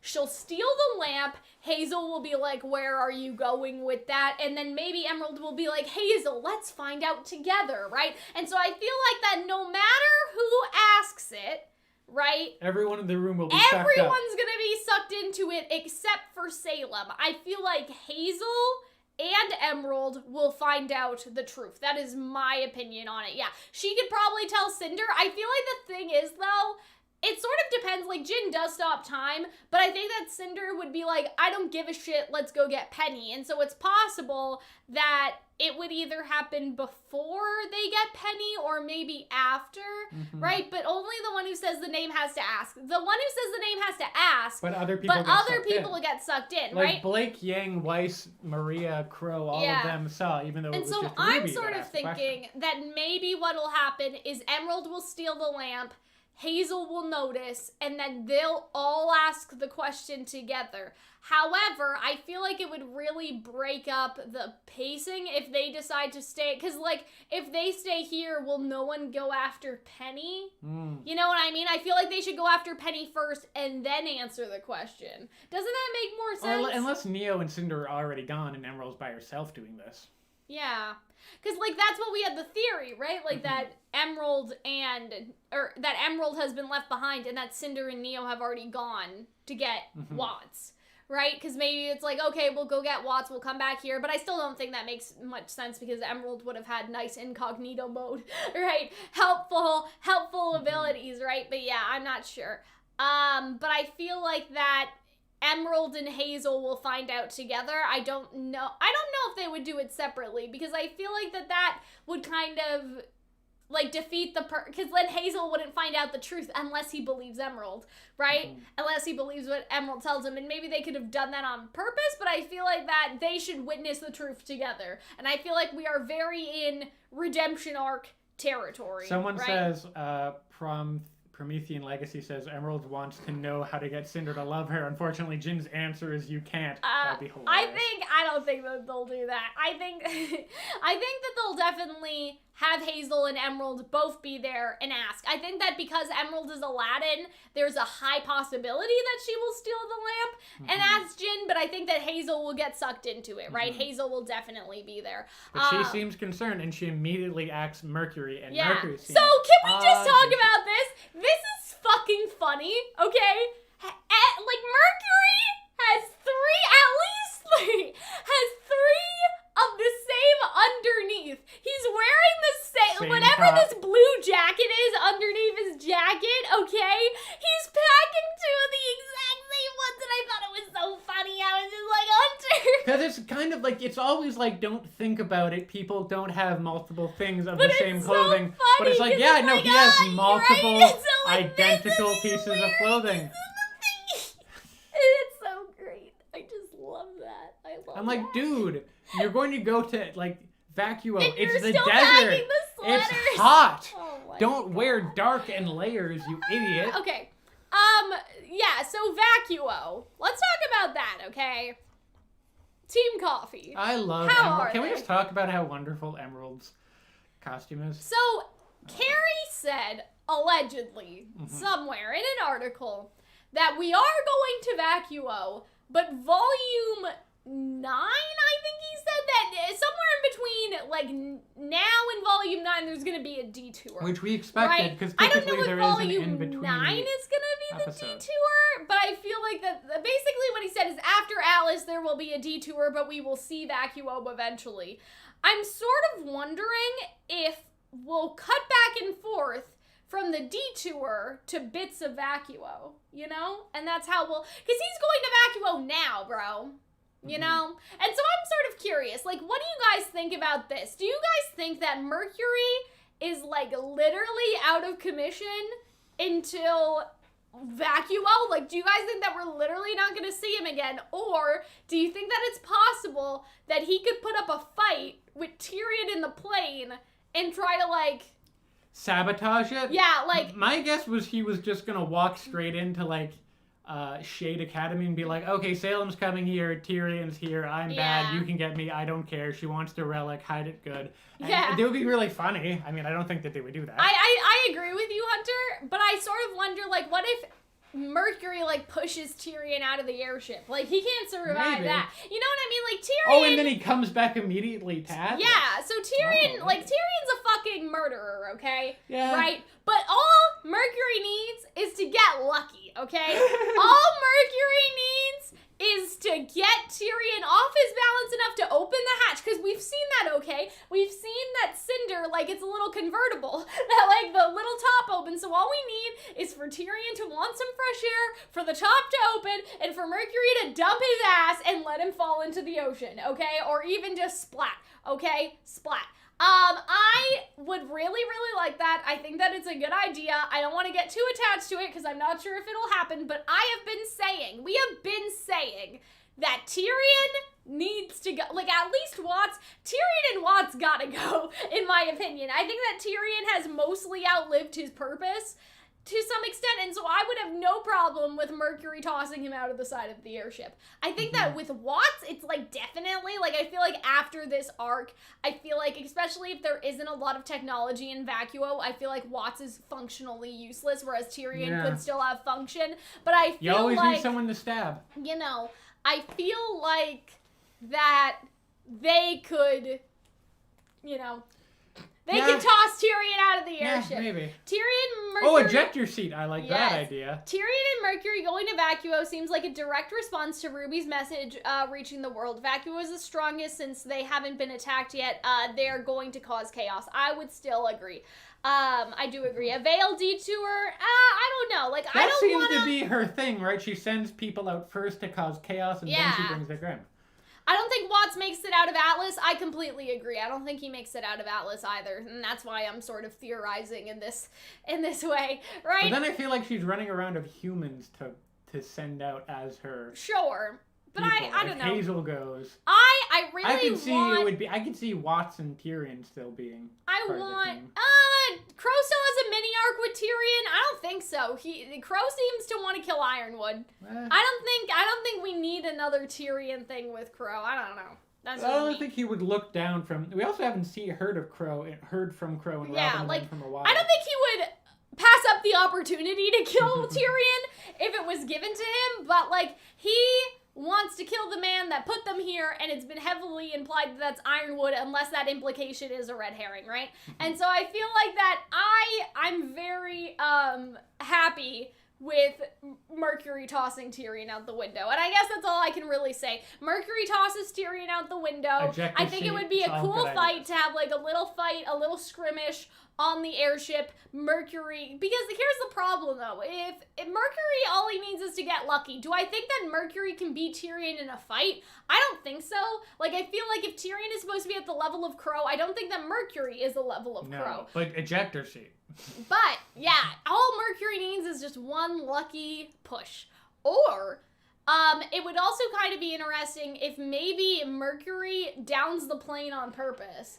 And suicide, but Mercury's a selfish asshole, though. I don't think he would kill himself just to kill Tyrion. So I feel like I want to see, I hope that this isn't the last we see of Mercury, is all I'm saying this season. I do hope that we are able to see some of what Mercury's doing again. I hope that he comes back.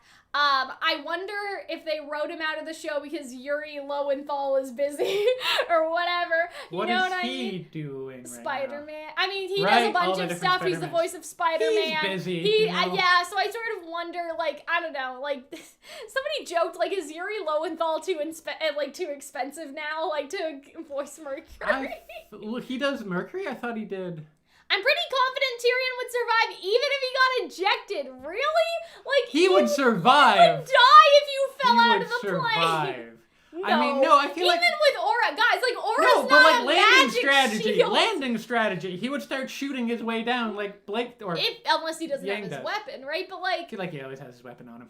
Let's keep in mind Mercury fought as hard as he did without a semblance to fall back on. Yeah, that's true. I don't know. I feel like that I want to see Mercury again. I do. I want to know. Weirdly pro Mercury. Yeah. I don't know. I feel like that I don't know if he could beat Tyrion in a fight. That's the only thing I'm concerned about, because I don't think that he can. I don't think that he's at that level, but I do think that they could, feel like they could I agree with you. get rid of him. You guys are forgetting the landing strategy, guys. Yeah, that's what I said. Landing strategy. Yeah, there's not as many trees. Like, if you're out in the middle of the ocean, no landing strategy is gonna help you. What is Tyrion I gonna think do? they're over the tundra. But they'll eventually get out of the tundra. Don't they need to go over the ocean to get to Vacuo? I imagine he spins around quicker. Like Tyrion's weapons are attached to his arms. I can just imagine Tyrion helicopters. He falls in the ocean. Okay. Yeah. He would die in the ocean. I think that before they leave the continent, he jumps out. Maybe. Like Tyrion jumps out? Or no, well, Tyrion Mercury is ejected out, and Mercury just spins the thing I around guess, but that would be, back. he would be so fucked though. Because Tyrion said, if you guys try to leave, I'm gonna hunt you down. Well, I think he's aware of that, but then he would fuck off someplace else. Well, that's why you gotta kill him, but yeah, I don't know. He would land a plane in front of it and be like, Emerald, get in. Tyrion's coming. What? Mercury's I said, Tyrion's okay. coming. Come over here. I think if he's over, like, ocean guys, I don't think that he would survive that. That's just me. And so I really like this. If Oscar can fall from Atlas to Vale and not break his legs. Or, I guess, to Mantle. I mean, the thing about Oscar, though, is he has Ozpin magic. Like, I don't know. This confirms that Mercury cares about Emerald. Do you think it's romantic? I don't think it's romantic. I don't even necessarily think... I think he's more just like, oh, fuck, you're right. Like, it's more like okay, I maybe shouldn't be with these people. I still kind of imagine Mercury is fundamentally a very selfish person. I mean, I think he still cares to some extent about Emerald.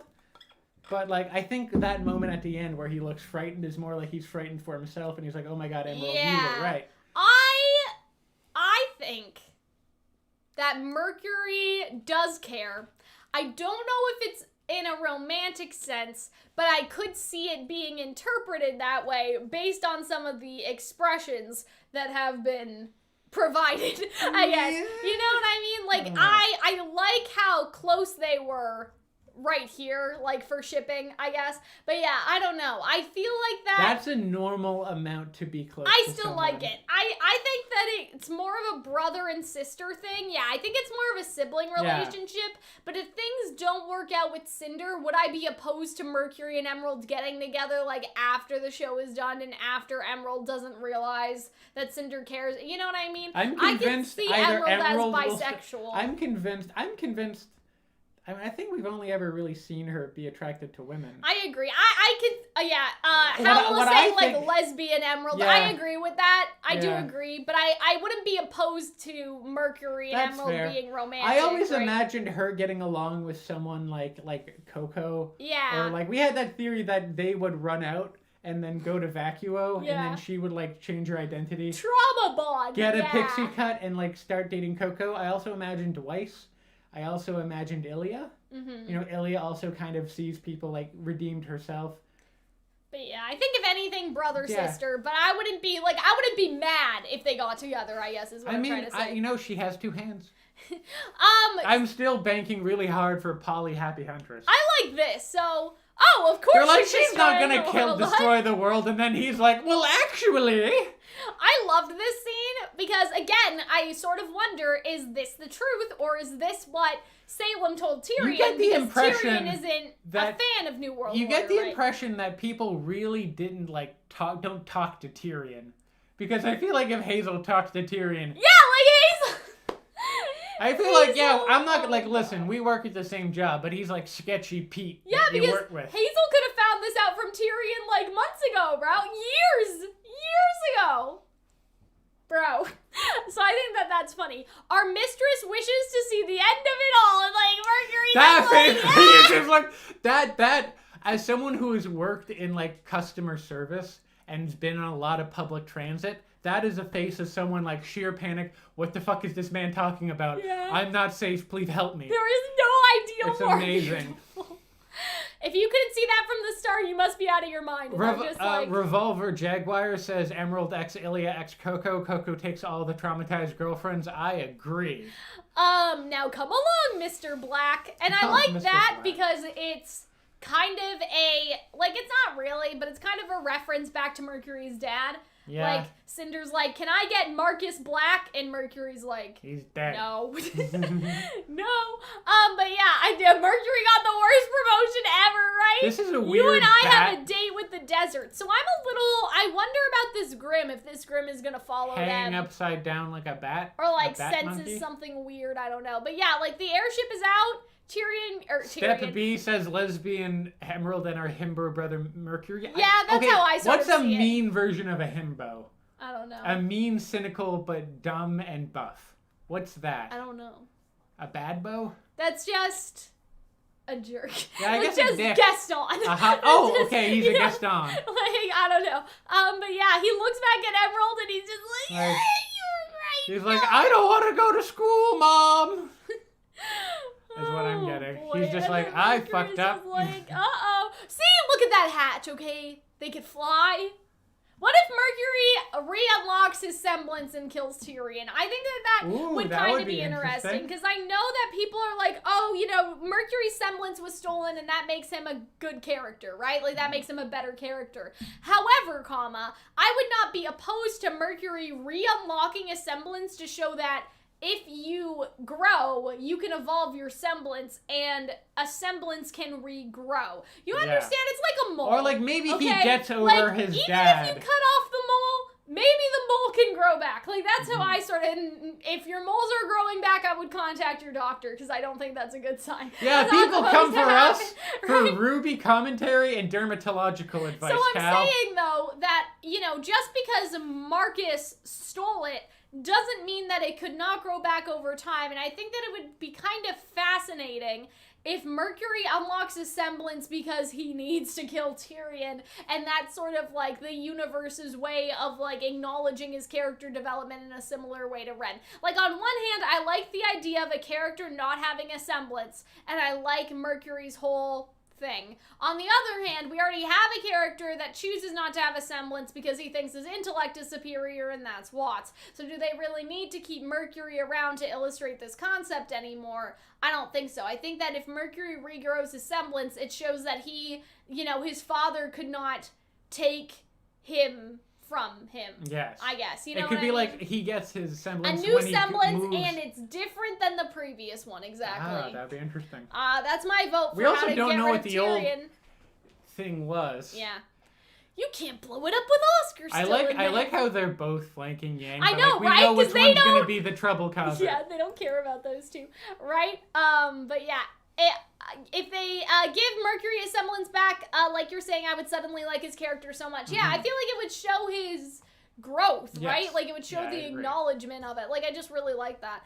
Please, Winter, give us a chance to try and rescue him first. I love this because Jean is, this sounds so silly, Jean is a lot like Salem, okay? Salem tries to tell people what they want to hear in order for her to side with them. Yeah. And Jean is doing the exact same thing. Jean knows that he cannot compel Winter to let them in for the emotional aspect of Oscar being in the whale. He's but trying what to he does frame it know as positive for is her. he can try to frame it in a way that benefits her and benefits the military as a whole. And that's how I see this scene. He's like, we'll be your test run. If we don't come out, you can, you know what I mean? That they are basically, he is trying to convince her that they are just military pawns. And I feel like that it's very similar to what other characters have done, like Salem and like Ozpin to some extent and all that stuff, that Jean is framing it in a way that she finds acceptable in the sake of like the military aspect of all this, right?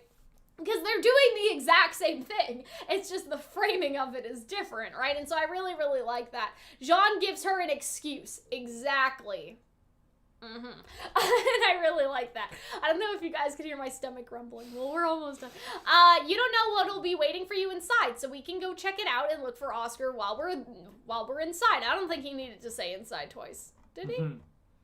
Yeah, I don't know. They didn't need to do that, but whatever. I didn't notice it while we were But it's watching. also kind of like it gets that feeling Panicked. of like panic and Yeah. you're just going off of your couch. You want to go inside that thing alone? Wouldn't you do it for Elm, Harriet, Vine, I and remember then watching Hunter this, and we I were like, you idiot, they don't like each other. They wouldn't do it for them.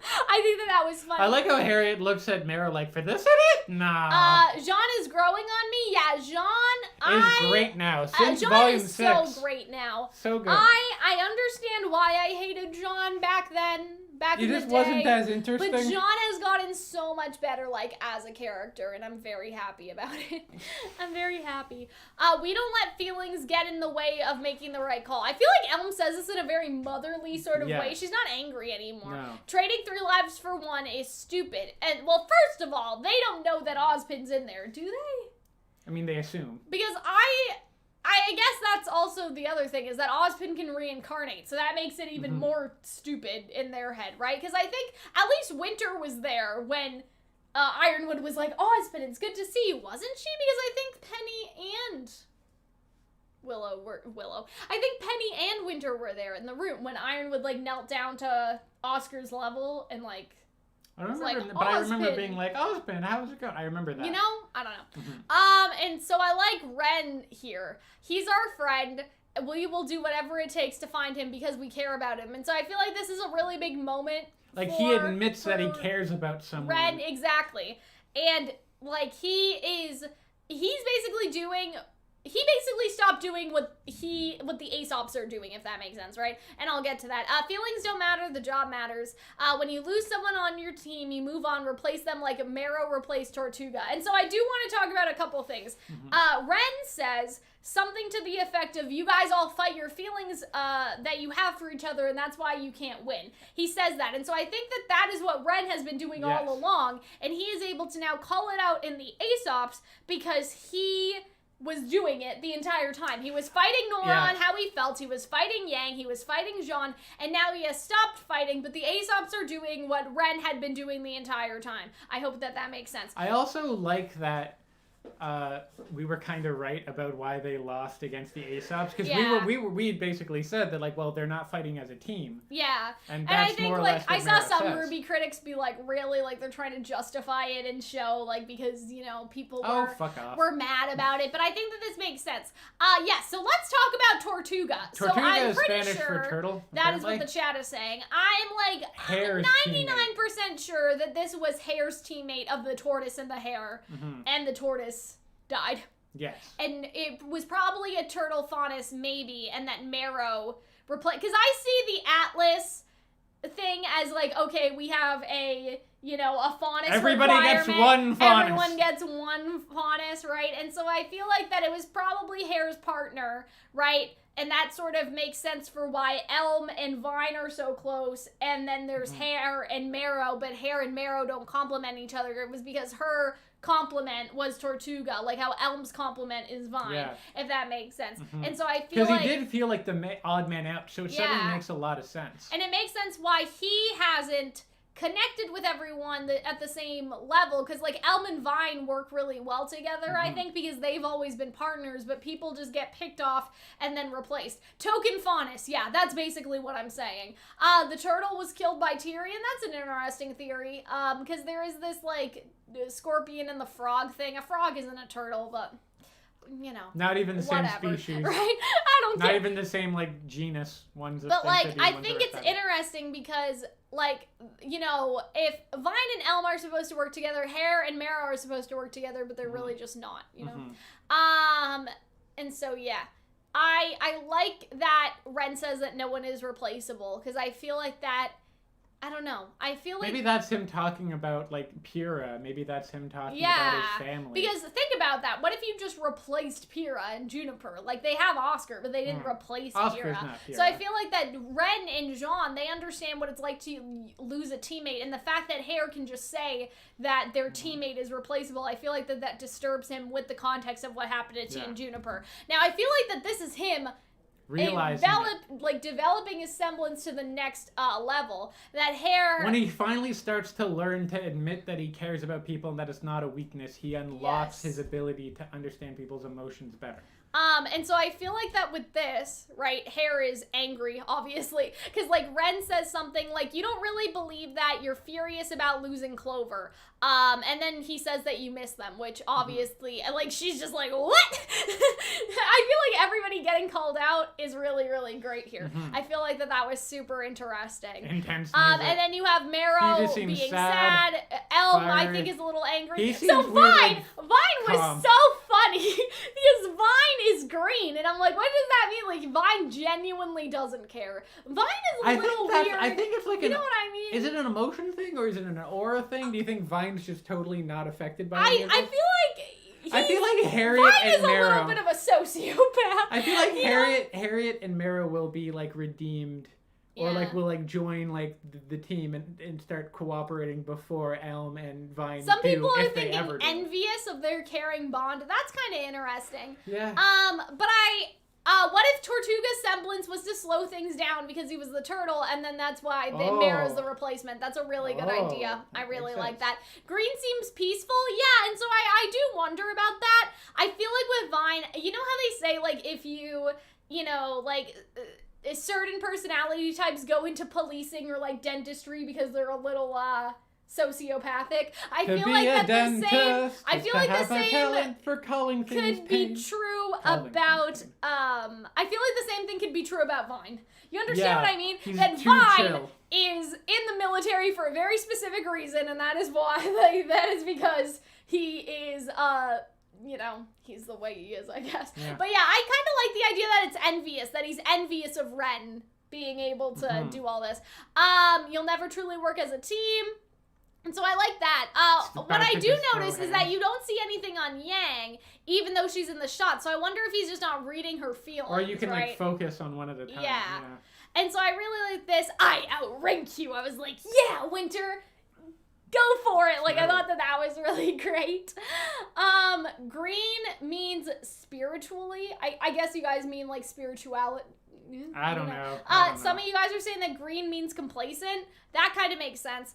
If you aren't in time, we dropped the payload. I really liked this. I think that this was really, really good. And then we understand. Everyone jumps out. You don't like this either. I like how he just calls him out, because we've been saying that about Marrow for how long? Like, we've been saying it. So it's nice to feel justified. Exactly. You don't want to be part of it at all anymore. I have a job to do too. And then he I like that if Ren's new character thing is that he just calls it like it is. I love it. I want him to look at Salem so bad, but we already talked about that, so I won't get, I think that's Nora, like open up for a really amazing, although honestly, both they're going into a suicide mission and Nora's pretty injured. I think this is a great evolution. Like, this is, I just love it. I really love it. I want to do a separate video about it. And it feels We talk natural. about it a lot. I don't want to get into it too much anymore, but I think that it must mean complacent, because I think Winter is sad, she's angry, but ultimately she's also complacent. I don't think it's envious. But what does orange? Because some are red and some are orange. Mad and angry is, mad and angry is sort of the same thing. I think that what you're meant to get from this is that she's like feels a lot of different things. That she's almost. Did you see how he looked at Harriet before he said that? No. Should I go back? Before he said what? Which line? You might have to let it.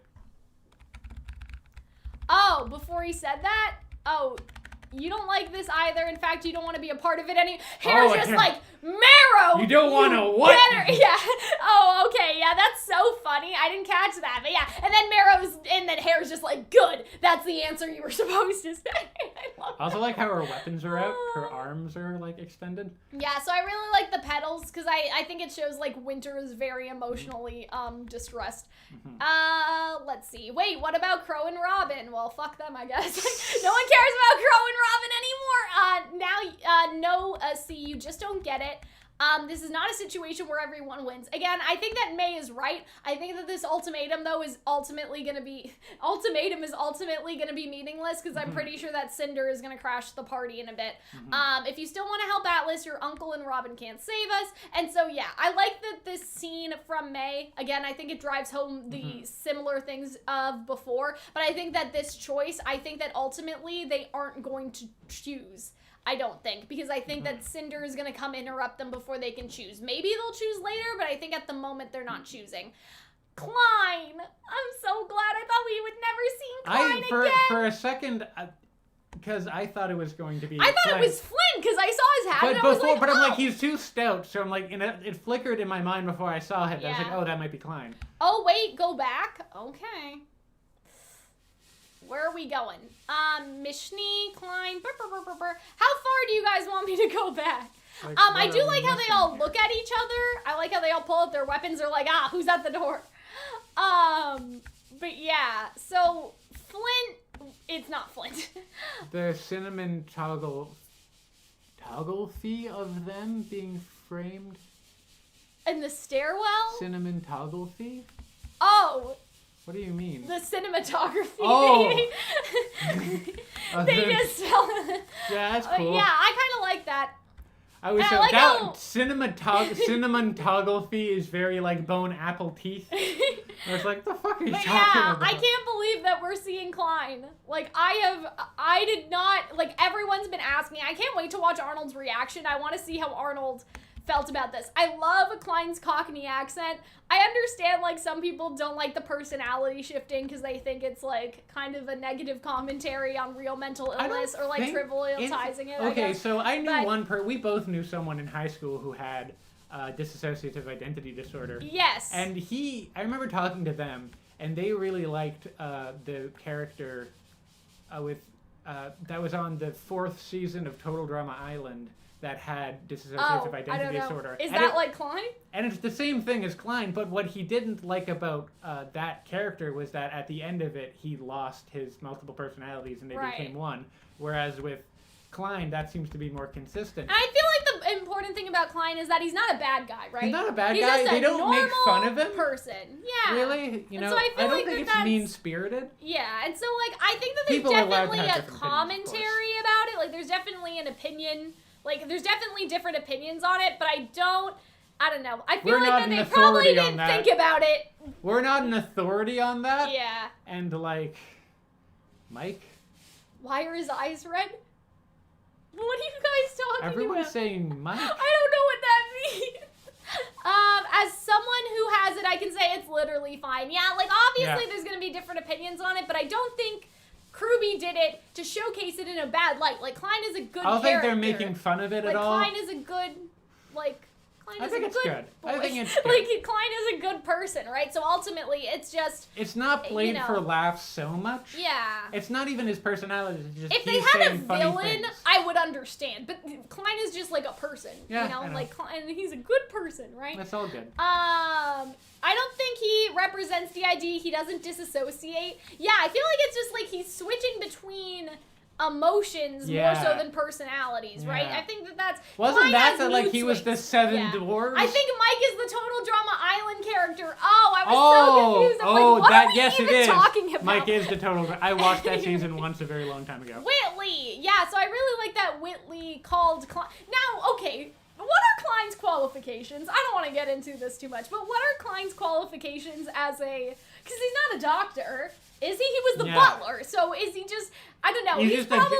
Maybe one of his maybe the red-eyed one's a doctor. Oh, God. Maybe that's why they keep him along. All of his different sides are a different skill set. I feel like that I feel like he probably has more first aid necessities than Weiss. He probably took care of them while they were sick. He probably has, like, nurse levels of qualification. It's probably, I'm assuming. But yeah, okay. Like, I can vibe with that. He needed a new job after he got fired. He went to medical school. Makes sense.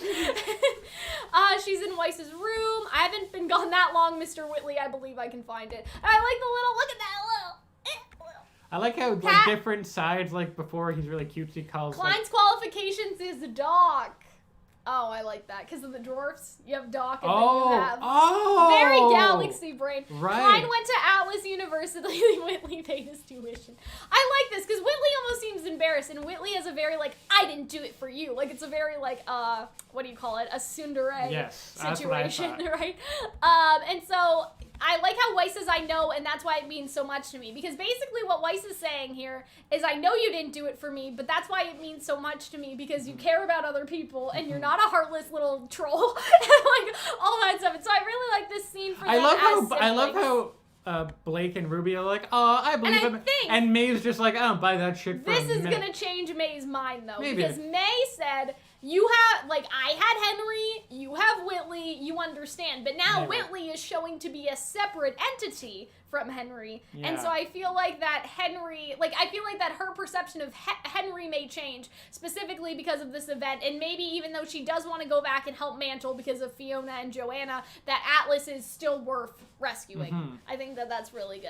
And I feel like that I like this hug, and I like how at first Whitley, like, does this.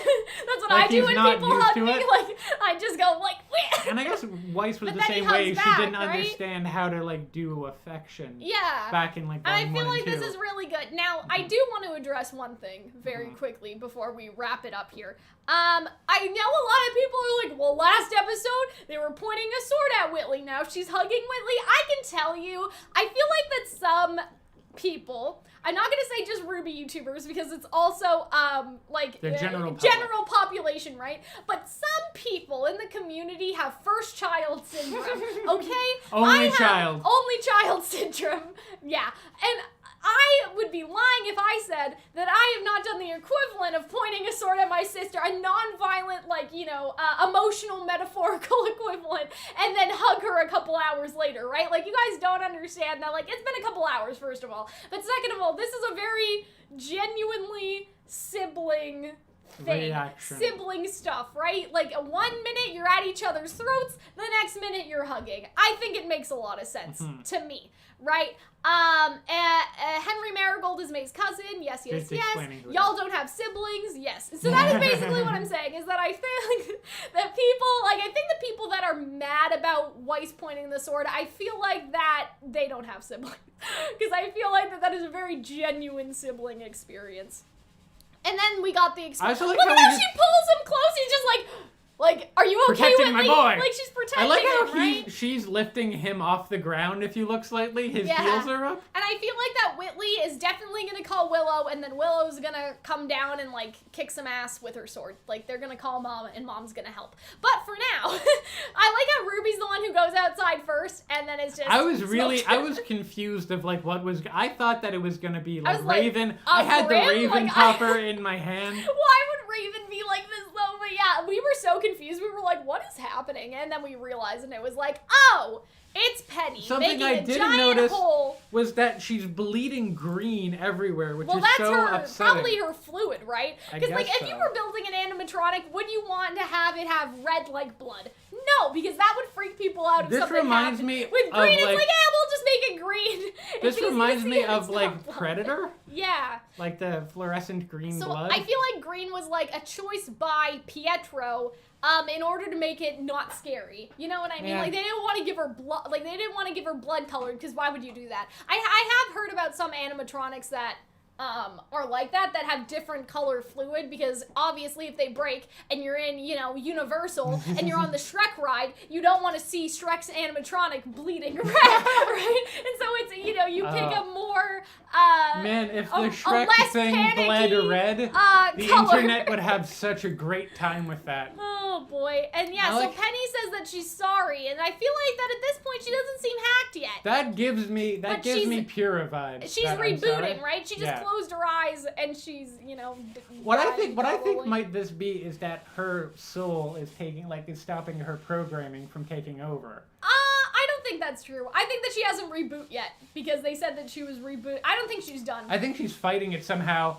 and that the way she's fighting it is that the soul versus I also the programming. think that the other thing is that Watts is not at the controls, and Ironwood doesn't seem to care anymore. Yes. Right? So I feel like that's the other thing, is that I feel like her being hacked, it's almost like when you log into a VPN, okay? This is not a VPN sponsorship. If you log into a VPN, you need to connect, right? You have to press the connect button. I feel like the thing with Penny is right now, no one is pressing the connect button because Watts is in jail and Ironwood seems to be a little preoccupied.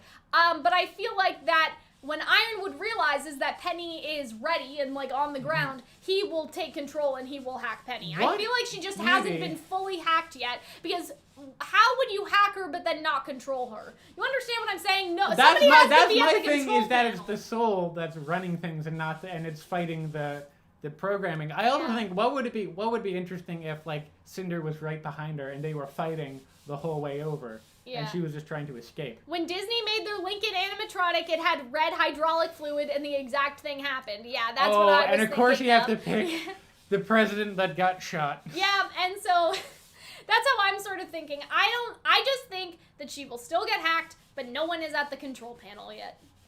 You know?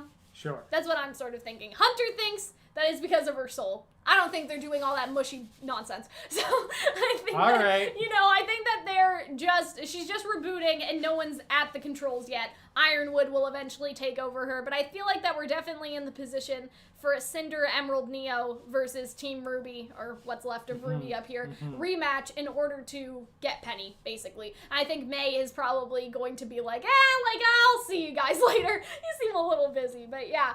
I don't know if we have anything else to talk about, but I think we have to skedaddle. I feel like, we're gonna go. I feel like we're gonna have a lot of videos. We are gonna have a lot of videos. So if you guys are worried about the hiatus, don't be. There are so many things to talk about. There's like the Cinder rematch. I don't know if we need to make a video about Raven and Tai Yang, but I feel like we could. It's possible. We're gonna like do a halfway checkup with our bingo card. Yeah. We have to talk about May. Lots of stuff to talk about, but I think for today we have analyzed everything to our fullest extent. Like, I think I've talked to like nauseum about Ren looking at Salem, that could be its own video, right? That could be exactly like Ren just looking at. Could be its own video, but yeah. I think that we're good. I think that we're done. I hope that you guys have a Merry Christmas. Good holidays, all that stuff, because this is not the last time we'll be seeing you, but the last time we'll be seeing you acknowledging that it's Christmas. Yeah. If that makes sense, this is our last stream for a little bit. Because I have other pre-recorded videos, but I probably won't mention like Christmas in them, right? And so yeah, I hope that you guys have a good Christmas. I hope that you guys have a good holiday. I will make a New Year's video though, so I'll say Happy New Year's to you guys later. If you guys want to see our reaction, it is up for patrons and it is up for YouTube membership members. So I think that you guys should check that out, because this was like, we laughed, we cried, like it was like a whole thing. We like were really excited about Weiss hugging Whitley, so it was like a whole thing, right? What else should I mention? Probably nothing else, just like subscribe for more videos. We are going to do videos during the hiatus, so don't worry, we're not going anywhere. It'll probably be like a weekly thing. Like I don't want to put 10 videos out and then we have nothing to talk about. Like Hunter and I are going to write down a list of the videos we want to do, and then I'm going to schedule them so they are once a week, maybe on Saturday. It depends on when the other anime we're watching airs, but like just one a week video about a thing, right? And who knows, we might have like an anti-hull sprinkled in between there. I think Rooster Teeth said they're releasing merch on the 23rd, so I think that we can drag them for the merch that they release. I hope it's Christmassy, because like guys, I don't want to get into it too much, but like look at this. Like why not? Why can't they do something like this again? I don't want to get into it too much, but I actually wanted to make a video on like maybe the good merch that Rooster Teeth has released, or during the hiatus, like what merch we wish that they would make, I feel like or something like that, like an Ironwood shirt and whatever, Cinder right? stuff. Cinder stuff. Right, and so yeah, we'll probably do a video on that. Lots Boulder of shirt. I still want the Boulder shirt. And if you watched, wait, no, that was this video. Wasn't it about the when rock? You're just like, oh my god, the rock looks so good. Well, I mean, it does look really nice. What else was I gonna say? If you guys are interested in other anime, I just want to say before we, wrap it up, The Promised Neverland is coming out in January, I'm pretty sure. Attack on Titan's already starting. Dr. Stone is starting. My Hero Academia is starting in March, so I really don't need to remind you guys of that now. But my point is that if you guys want to see other reactions, we are doing like the new anime that is lined up, or whatever you call it, the new anime lineup of winter 2021 and all that. So if you guys want to check like those reactions out, we will be doing those. I'm doing Attack on Titan alone, but I think Hunter will do Dr. Stone with me. Yeah. Probably. Dr. Stone's gonna be so long though. It's gonna be like 25 weeks. Like if it starts in January, we're going all the way to July with Dr. Stone. But yeah, I hope that you guys enjoyed, and we will see you guys next time. I'm so sad, Hunter.